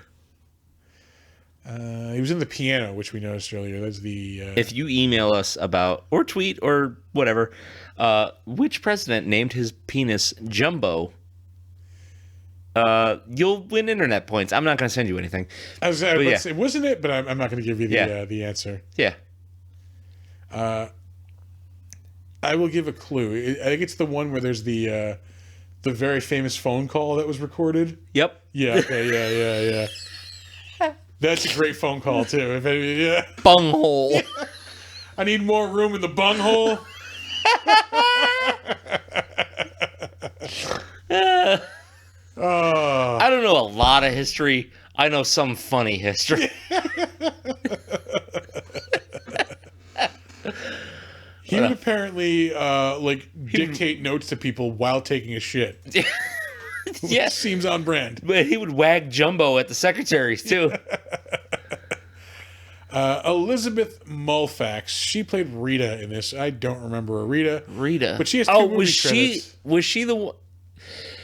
She was the one with the glasses at the third scene where she got bit in the neck a little bit. Yeah, like the one who her face splits open with the baby inside. Yeah, I'm pretty sure that was Rita. All right. She's in two movies, this and Maximum Overdrive. the Steven Spielberg cocaine dream from 1986. Cocaine made that movie. He has famously said he does not remember directing that movie. At all. Yeah. Because of cocaine. And as Rick James famously said, cocaine is a hell of a drug. Hell of a drug. Moving on. Harry Sinclair, who was Roger in this movie.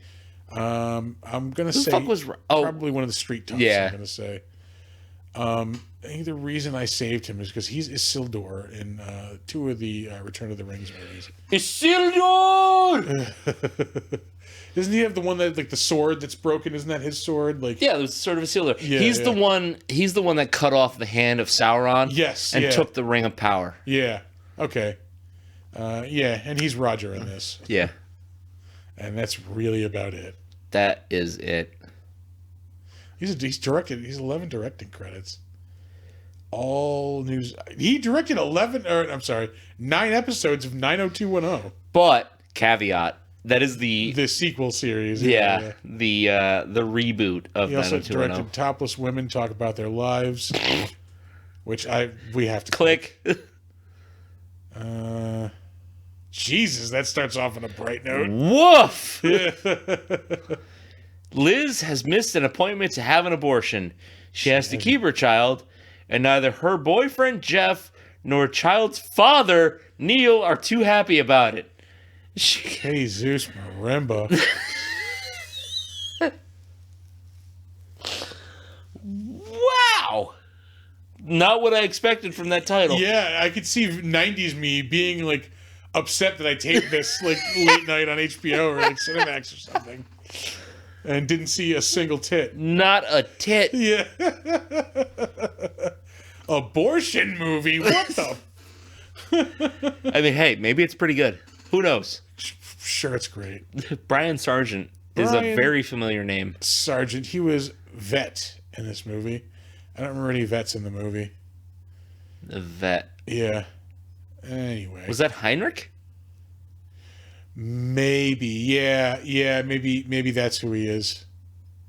Because Heinrich was the vet. That's where you got the tranquilizer from.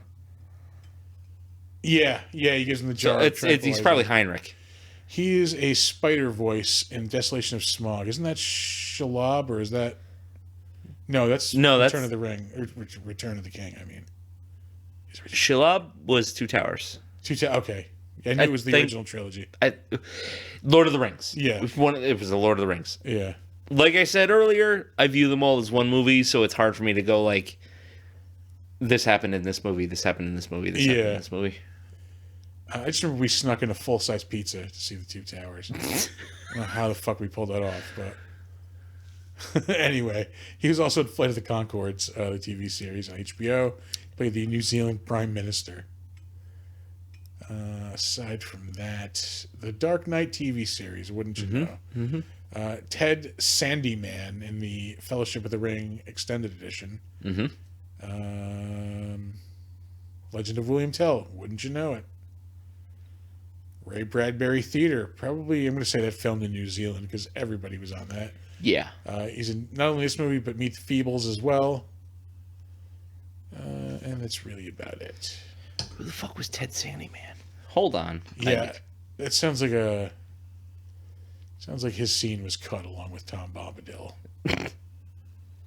They did not film any Tom Bombadil. Thank Christ. I thought they did for some reason. They just cut it the fuck out. Because nobody wants to see a singing fucking Hobbit. Anyway, Peter Veer Jones, he was in this movie as The Undertaker. He has the hat trick of early Peter Jackson movies. Shit, yeah, he is. Bad Taste and Meet the Feebles. He's also in The Hobbit, also doing a spider voice in Desolation of Smog, also in Legend of the Seeker, also in the Dark Knight TV series. Let's see. Also in the Legend of William Tell. Yeah. Also in Legend Hercules' Legendary Journey. Also in Xena. I think a couple of people have been in the Swiss Family Robinson too. Yeah, I've seen that one pop up a couple of times tonight. Dead Alive, and then we said all the early Peter Jackson stuff. Anything else of note? No, I don't believe. Pukey Manu, which I described to the audience while you were taking a pee. Yeah, somebody else was in that too. Yeah, it's like the second or third credit that came up for Pukey Manu. And that will do it for the Better Known As. Unfortunately, no shit. Monster She Wrote tonight. None. I didn't think we were going to get any. Yeah, no, this is just, foreign movie is always kind of like tricky when it comes to that. Yeah, you can, like, English movie, maybe get a couple. Yeah. Something, but. Yeah, Australia, New Zealand, definitely not. There was a lot of food processing, too. There certainly was. I fucking love this lawnmower scene, though. I will carry memories of the first time I saw this to my grave. Didn't like it. No, sir. Nope. Didn't like it. All right, Mr. Horse. Email us with what that reference is, too. Yeah. So. I keep pushing Sam to book one of the creators of that show, who I know at the Comic-Con. He says they never emailed him back, which I believe is bullshit, because him and his wife are very, very nice people. Yeah? Which one? Because one of them is not. No, not that guy. Yeah, not that guy. One of them's got, like, Rape accusations. Yeah, no, not the rapey guy. Not the guy who had like a live-in like sex slave or whatever. Yeah. Like, yeah, no. Not him. No. It's Bob Camp. Okay. Yeah. Yeah, from what I hear, Bob Camp's decent. He's a really nice guy. Decent human being. Yeah. John K. Not so much. Not so much. Yeah, no. Which is a goddamn shame because he seems like a likable dude. John K. Any interview you see him in or behind the scenes kind of featurette shit. Yeah. Well, I mean, for the camera. The fact that he's friends with Weird Al. That, yeah. I heard he was a very tough person to work for. Oh, I bet. Yeah. I mean, like, aside from the fucking weirdo sex shit, like. Yeah. Yeah. Fuck. Well, there's two major clues as to what the fucking show we're referencing was. Yeah. It was Ren and Stimpy. Surprise. But I think that would be, like, people would, like to talk to Bob. Like, that'd be a good panel. Like, yeah, that'd be a great panel. Yeah, hell yeah. Hosted by yours truly, I'm just saying. There it is. Yeah. Anyway, the crapshoot.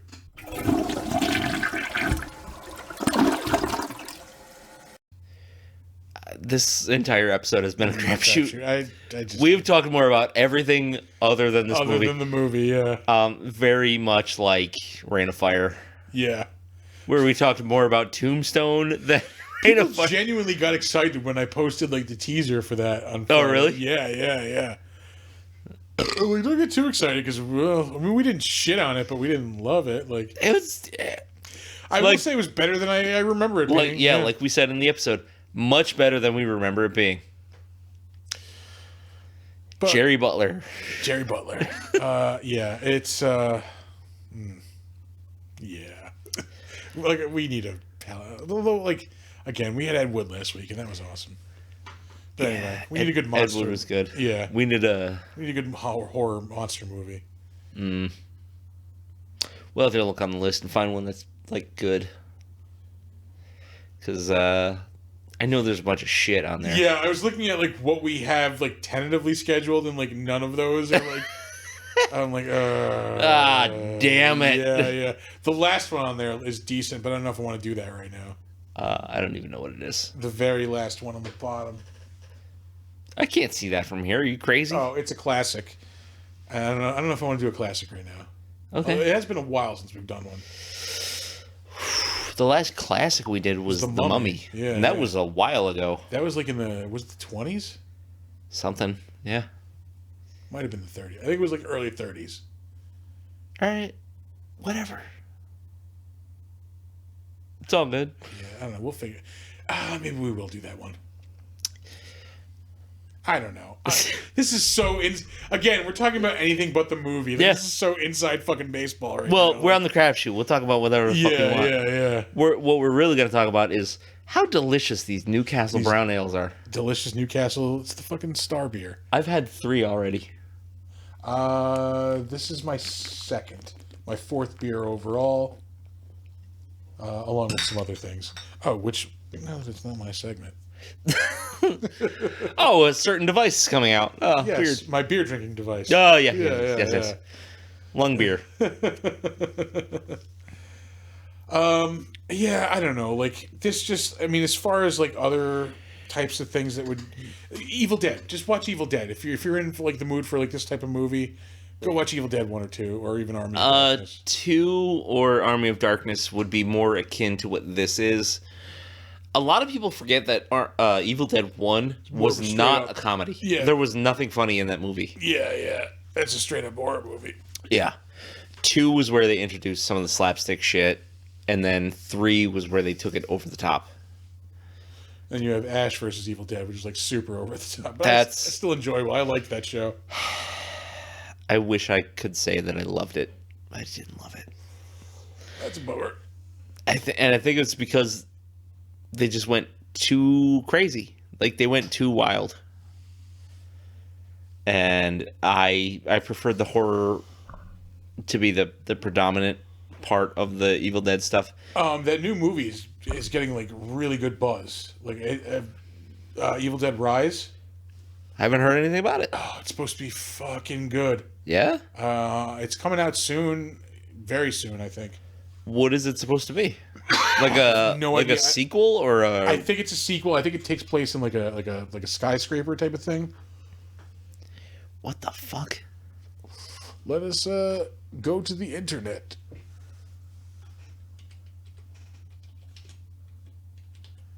It's been getting good buzz though. The Evil Dead game, I've heard, is pretty Everybody's good, too. been loving that. Yeah. Evil Dead Rise, 2022 film. Let's see what IMDb has to say. Oh, is there a trailer for that already?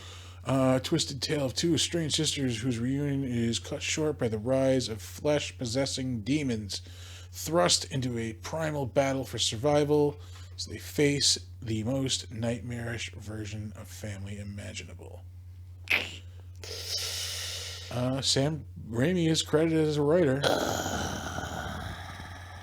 He is not directing, though.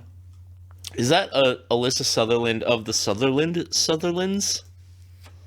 Let's investigate. Facially, she could be one. A little jagged, yeah.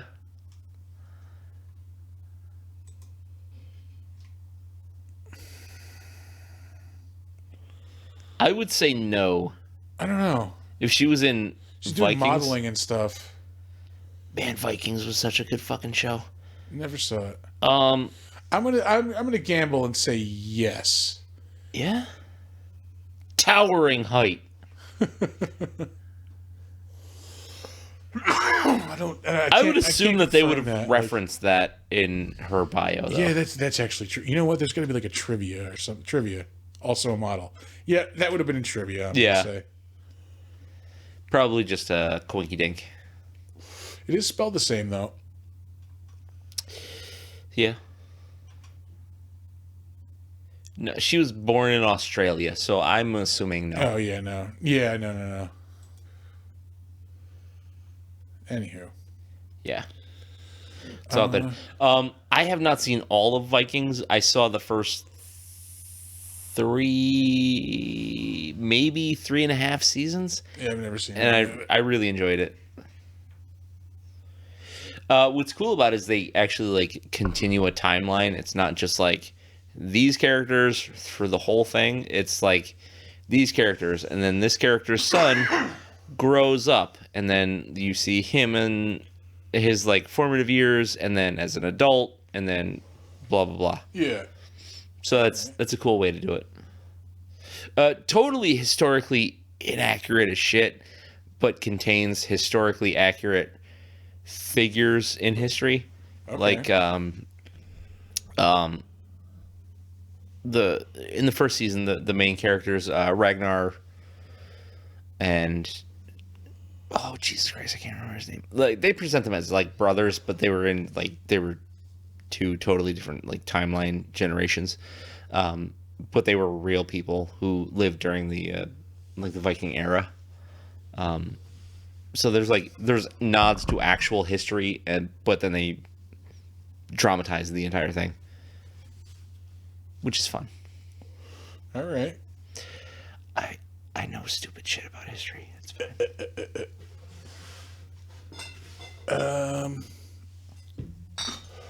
Yeah, I don't know what else to say about this.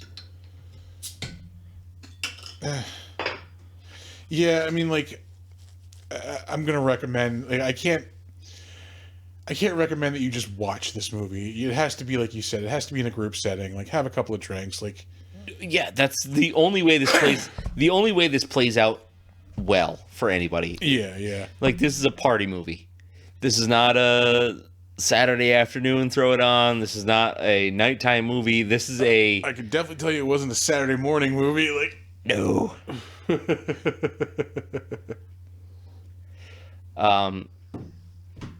This is 100% party movie. Like, that's all it is. Yeah. I don't know that that's how he intended it, but if you watch this movie on your own, you're missing like a very important element, and that's the feedback from other people watching it with you. Yeah. other people you can like laugh with and kind of like goof on it with. Yeah, that's the only way. The only way it works. Holy shit! That was me responding. Oh, was it? Yeah, I don't know. I just, like I said, I just was not in the place to watch this movie No. today. And even like if you were like in a group setting watching the movie, like critically, it's still the same. Yeah, like, it's still a terrible movie. Yeah, it's just your you can get perception enjoyment out of it. Yeah. Your perception of it is going to change a little bit. Like instead of being like, "Oh, this is fucking stupid," you'll be like, "Oh, this is fucking stupid." Which is a subtle change, but very important. Oh, there's so many times like I just checked the time and like I saw how much was left. I'm like, oh, come on. Yeah, yeah. They could have cut a good 20 minutes out of this movie. Yeah, I would say so. And it wouldn't have suffered at all. Like the entire park scene with the baby, it doesn't do anything for the movie. It does nothing. It just adds more slapsticky goofiness. That was another thing I mentioned earlier. I wanted to go back to is the zombie baby. I don't need zombie babies anymore. Nope. That concept is so like. To be fair, the zombie baby thing hadn't been done a lot when this came out. Yeah, I mean, it's this only is been 92. done like 4 times that I can remember, but still, like that's enough. Yeah. Zack Snyder fucking went to that concept twice, in Dawn of the Dead and in fucking Army of the Dead. Yeah, I'm done with it. I'm good. Yeah, and then we've got it in this, and you said it was in a Troma movie too, right? It was in Redneck Zombies. Yes. Yeah. That's Which, like, the zombie baby part in Redneck Zombies wasn't, like, very important. It was just a zombie baby. Yeah. It showed up in the movie. But I want to say that was, like, what, 93?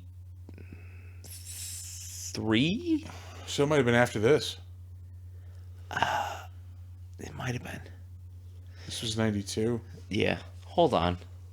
I'm going to look that up. What year did Redneck Zombies come out? Dario Argento is coming out with a new movie. I just saw. I am shocked he's not dead. Yeah. I mean, considering Dawn of the Dead is almost 50 fucking years old. Ew. That felt gross. What the fuck did you just do? Oh shit, Redneck Zombies was 87. Oh wow, so that was first. A staggering 4.1 out of 10 on IMDb. Good lord. Dawn of the Dead was what, 74 was it? 75? 75, I think. 76 is No. the latest. I'm revising to 76, I'm going to say. No, because Day of the Dead was what, 85? Yeah. So I'm going to say 78. I don't want Dawn of Justice. Nobody wants Dawn of Justice. No, I don't want 2004 Dawn 78, good call. Yeah. All right, so yeah, it's 45 years old almost then. Yeah. Which is still fucking rowdy. Man. I do love... Okay, this is where we differ. I love Dawn of the Dead. Love it. Love it to pieces. I like Day of the Dead better. I don't. I don't know, the whole, like, the military thing, I didn't... That turned me off for some reason. I don't know, but I will say that has the coolest scene in any of those movies. The fucking opening to Day of the Dead is goddamn amazing. Yeah. Where they just land in the city and like, hello. Yeah. And then all these zombies just start crawling out of the fucking woodwork. Dawn of the Dead has a better premise.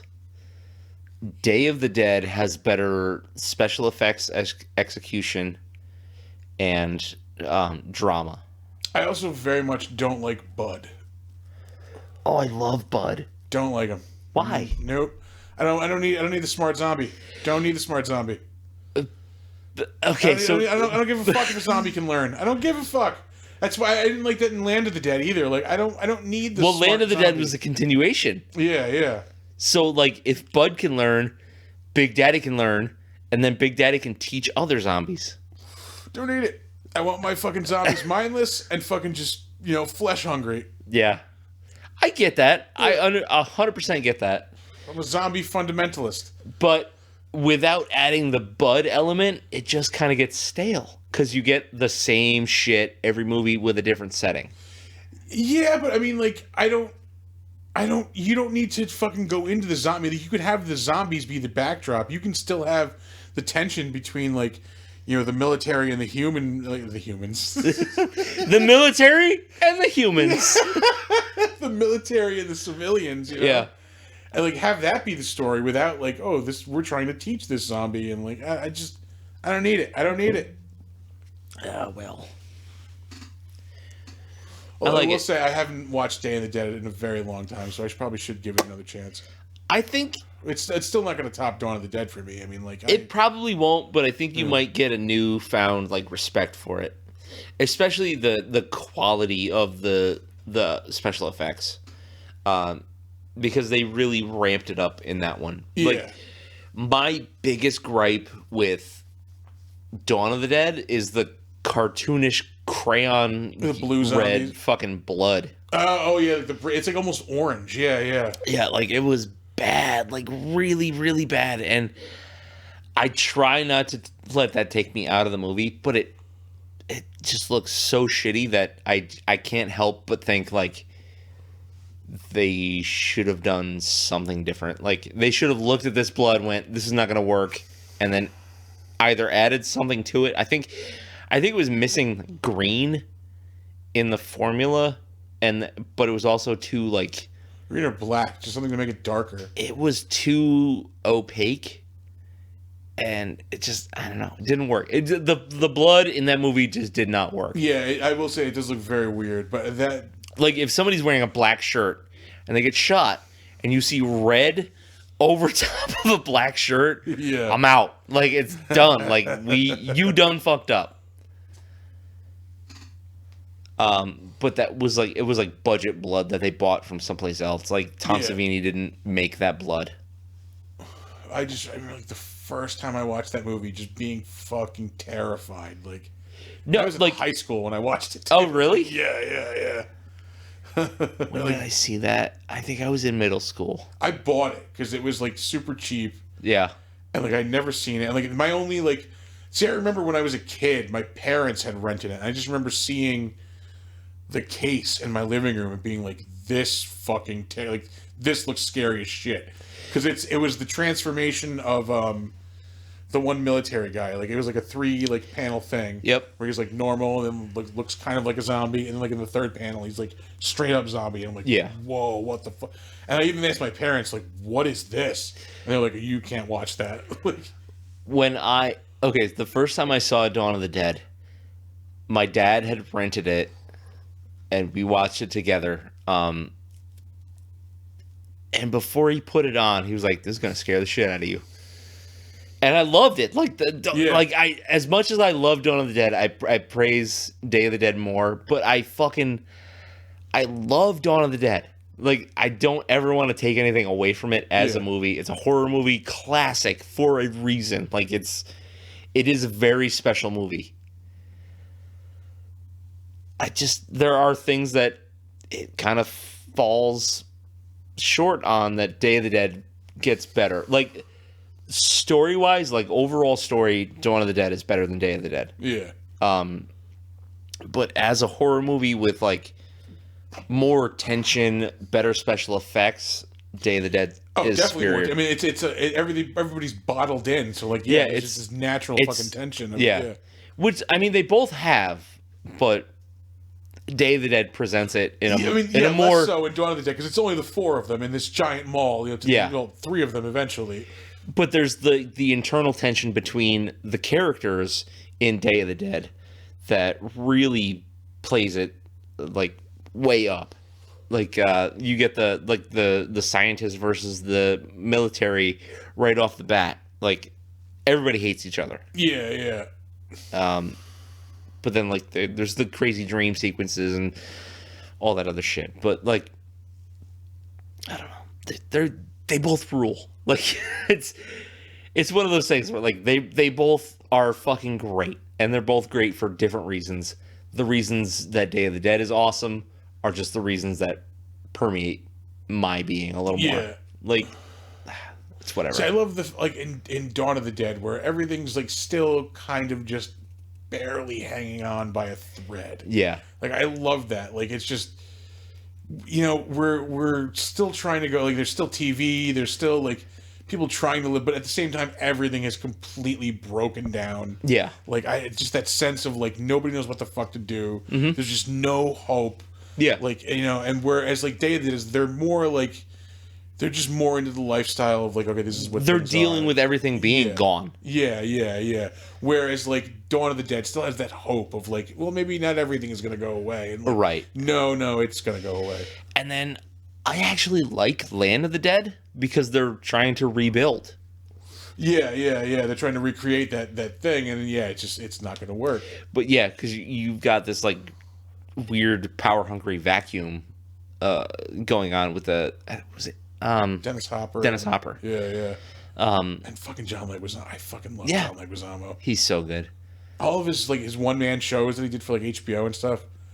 Fucking awesome. What was that? Was it like the Latin history? Latin History for Morons? Yeah. That was hilarious. I've watched that like I watch it every couple of months. Just oh, really? It's fucking like, you know, it's Latin history. I should know it. Yeah. But like, it's fucking hilarious. Like, it's great. I think I watched it just once, but yeah, John Leguizamo's great. You can't find me a movie that he's been like the downside of. Yeah. I mean, he's been in bad movies for sure, but like, like the Pest was awful.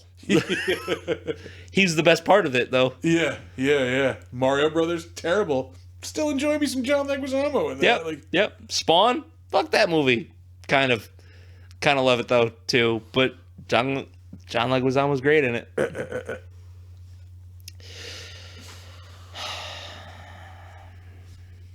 He's probably the least good in John Wick. Only because he's kind of barely in it. Yeah. That's true. He just kind of plays it straight. Yeah, there's nothing really like, you know, stand out about him. Yeah. Tu Wong Fu, Thanks for Everything, Julie Newmar. Oh, love that movie. Which you probably look at me and go, that guy has no idea what that movie is. Yeah. But you're wrong. So wrong. Daddy loves drag queen movies. I listened because I think they're available on like either on YouTube or maybe on Amazon Music. His stage shows where it's like Freak, Mambo Mouth, and Sexaholics. Mm-hmm. All of them are so good. Yeah, is this just like a spoken word kind of thing? It's kind of like stand up, but he's more like telling stories, you know, like him growing up and like kind of like a Henry Rollins kind of thing. Yeah, the one Freak is it's all about like his family, and like I just identify with so much of what he's fucking like talking about in it. Like just like the characters in his family, like just fucking the way things were. Like, Yep, I fucking hear it. Yep, definitely. Oh man. Anywho, we've been rambling over 2 hours. We tend to do that. Like the episodes are getting a little longer. 2 hour point with this one. Yeah, 2 hours is getting to be like the standard. Where it started was like, man, I hope we have an hour of material every episode. Now it's like, man, I hope we don't go over 3 hours on these. Yeah. It's easy. Like once you get into the groove, like. Little podcasting, you know, inside info here. Like once you get into a groove, it's easy to just keep talking. Like, yeah, and we hope that we're not like rehashing the same bullshit stories to you guys every week. Again, if that seems to be the case, tell us, email us, hit us up with a like a review or whatever. And you know how you can do that? Speaking of segues, yeah. You can find our website, which has all of our... Oh, Jesus Christ. That sounded... phlegm. God damn. How's that oyster? Delicious. All our episodes are posted on BigDumbMonstersPodcast.com or BigDumbMonsters.com. They're also on all of the. That was like several sentences in one. They're also on all of your favorite podcast platforms. Yeah, Stitcher, Amazon, Apple, Spectrum. Jesus Christ. Spotify. Spotify is what I was trying to say. Spectrum is my cable provider. Yep. Good Lord. If you find a podcast somewhere, chances are you can find our podcast there. And if you don't see us on one, tell us about it. Yeah, let us know. We can fix that. You can email us suggestions for the show, beer suggestions for movies, segments, anything you guys can think of that maybe will improve the show. I want to hear it. And you can do that by emailing us at bigdumbmonsters at gmail.com. The hand was in the way of the sign. This is week 48 of us not moving the sign to a place where it's more. Although I will say we're running out of visible places to put the sign. Oh, we could just stand it up a little more. We just tape it to the front of the fucking chest right there. Anyway, bigdumbmonsters at gmail.com. If you are part of the Twitter machine, you can tweet us at dumb_monsters. We like tweets. Send us tweets. Although I will say, as far as the Twitter account, I've got the scissors. I'm ready to fucking cut that count. Yeah? Yeah, account. Yeah, politics aside, if Elon Musk takes over, I think we're done on Twitter. Really? It's gonna be a shit. It's gonna be even more of a shithole than it currently is. Yeah. And it's a fucking shithole. It's cesspool. Yeah. Anyway, that's again aside from what we're going on. That whole thing notwithstanding, for the time being, we're on Twitter. Yeah. Tweet at us. It's fine. If you want to find us on Facebook, we are Big Dumb Monsters Pod. And if you are on Slasher, which is a great community of people who love horror movies, we are Big Dumb Monsters Podcast. There we go. On Slasher. Oh man, I gotta hang that sign up. And just preview 20 weeks from now when we're still without the sign, we'd be fucked. Sign up, yeah. But we've been reading off that exact same sign for how many weeks now? I should just have this memorized, but I don't, because Daddy's a dum. Did we get through all those? I got through all of them. All right. I think. Sort of. Yeah. See, Chris has memorized his, but in my defense... You've got two of them. Yeah, in Nick's defense, I only have two of them. We are also on Instagram. My face hurts from laughing and smiling right now. This has been a fun episode. It has been, yeah. Unlike the movie itself, which was not fun to watch. No. This movie is fun as shit if you have more than one person watching it with you. If you're not watching it alone. Yeah. We are on Instagram at big_dumb_monsters. And there's a second thing. That's the thing I'm supposed to say. We are also on YouTube. We have a Big Dumb Monsters channel where you should come check out the slideshow version of the show. Yep. Subscribe to that. Yeah, throw some images in there, pictures of our stickers, and pictures of things that will be stickers probably at some point. Yeah, probably. Yeah. Any of these places where you find the show, if you can, I beg of you, leave a rating and a review. Leaving 5-star ratings is awesome. You obviously... that was kind of weak. I didn't want to end the show without burping. That was like a 3-point... I woke Donner up. Yeah, he did. If you leave a 5-star rating, I would love it. You don't have to, be honest, but... I'll take a 4. Whatever, man. Yeah. But ratings and reviews help bring the show up in the viewership spectrum of whatever... I've lost all my fucking words. Yeah. Speaking is hard. God damn it. Show. More people see show. Yeah, that's pretty much it. Yeah. The better rated the show is, the more people will see the show. And it will be available to more people. And then we can carry on doing this for the time being. Yeah. Until we drink ourselves to death. Which could be any day now. Yeah. Any Saturday now, anyway. I'll Pretty say. much. Yeah. Yeah, that's pretty much it, man. Like, oh, man. Did you just burp? I think you Even did. Donner's burping. This is the burpiest fucking show that we've ever produced.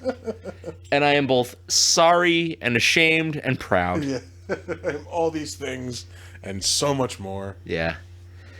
Seriously, guys, though, like if you could take the time to rate and review the show on whatever platform you listen to it, I would greatly appreciate it. And I think we're just gonna get the fuck out of here. Yeah, we're gonna watch some UFC. We're gonna watch some UFC, eat some snacks, drink some more beers. There's some Hostess over there with my name on it. Sweet. Yeah. We got jerky. I do. I have 2 kinds of jerky. It's Aldi's jerky, though. Disclaimer. It's fine. Yeah. It's fine. I shop at Aldi's. Not ashamed to admit it. And Colony Aldi's, get your shit together and get some of that fucking Moiselle wine. Because it was fucking delicious. Yeah. Yep. I would have bought more of that today. Do that. You got to go to Vermont to get it. Yeah, I the one on State Street, I think, sells booze. Oh, they really? used to anyway. Yeah. I gotta investigate because that shit was good. Yeah, it was very good wine. Maybe not very good wine, but tasted good. Very drinkable wine. Very we'll drinkable. say, yeah. Crushable. I think is what the kids are calling them these days. Yeah. Anyway, we're going to get the fuck out of here. We're going to watch UFC. And in closing... Fucking nasty. Yeah, I'm going out on a fucking power note. Sweet. All right. A big, smelly power note. You know what, guys? Don't let ghoulies eat your ass. Nope. Don't sleep in a deathbed. Don't do either of those. Or like, I've specified, if you and the ghoulie are down with it, let him eat your ass. Fucking, if you're both willing to, you know. Consent is important. Yeah, use a dental dam at least, because you don't know where that fucking ghoulie's been. That shit's been sewers, toilets. It's a whole thing. Cult movies from the 80s. Yeah. Anyway, see you later.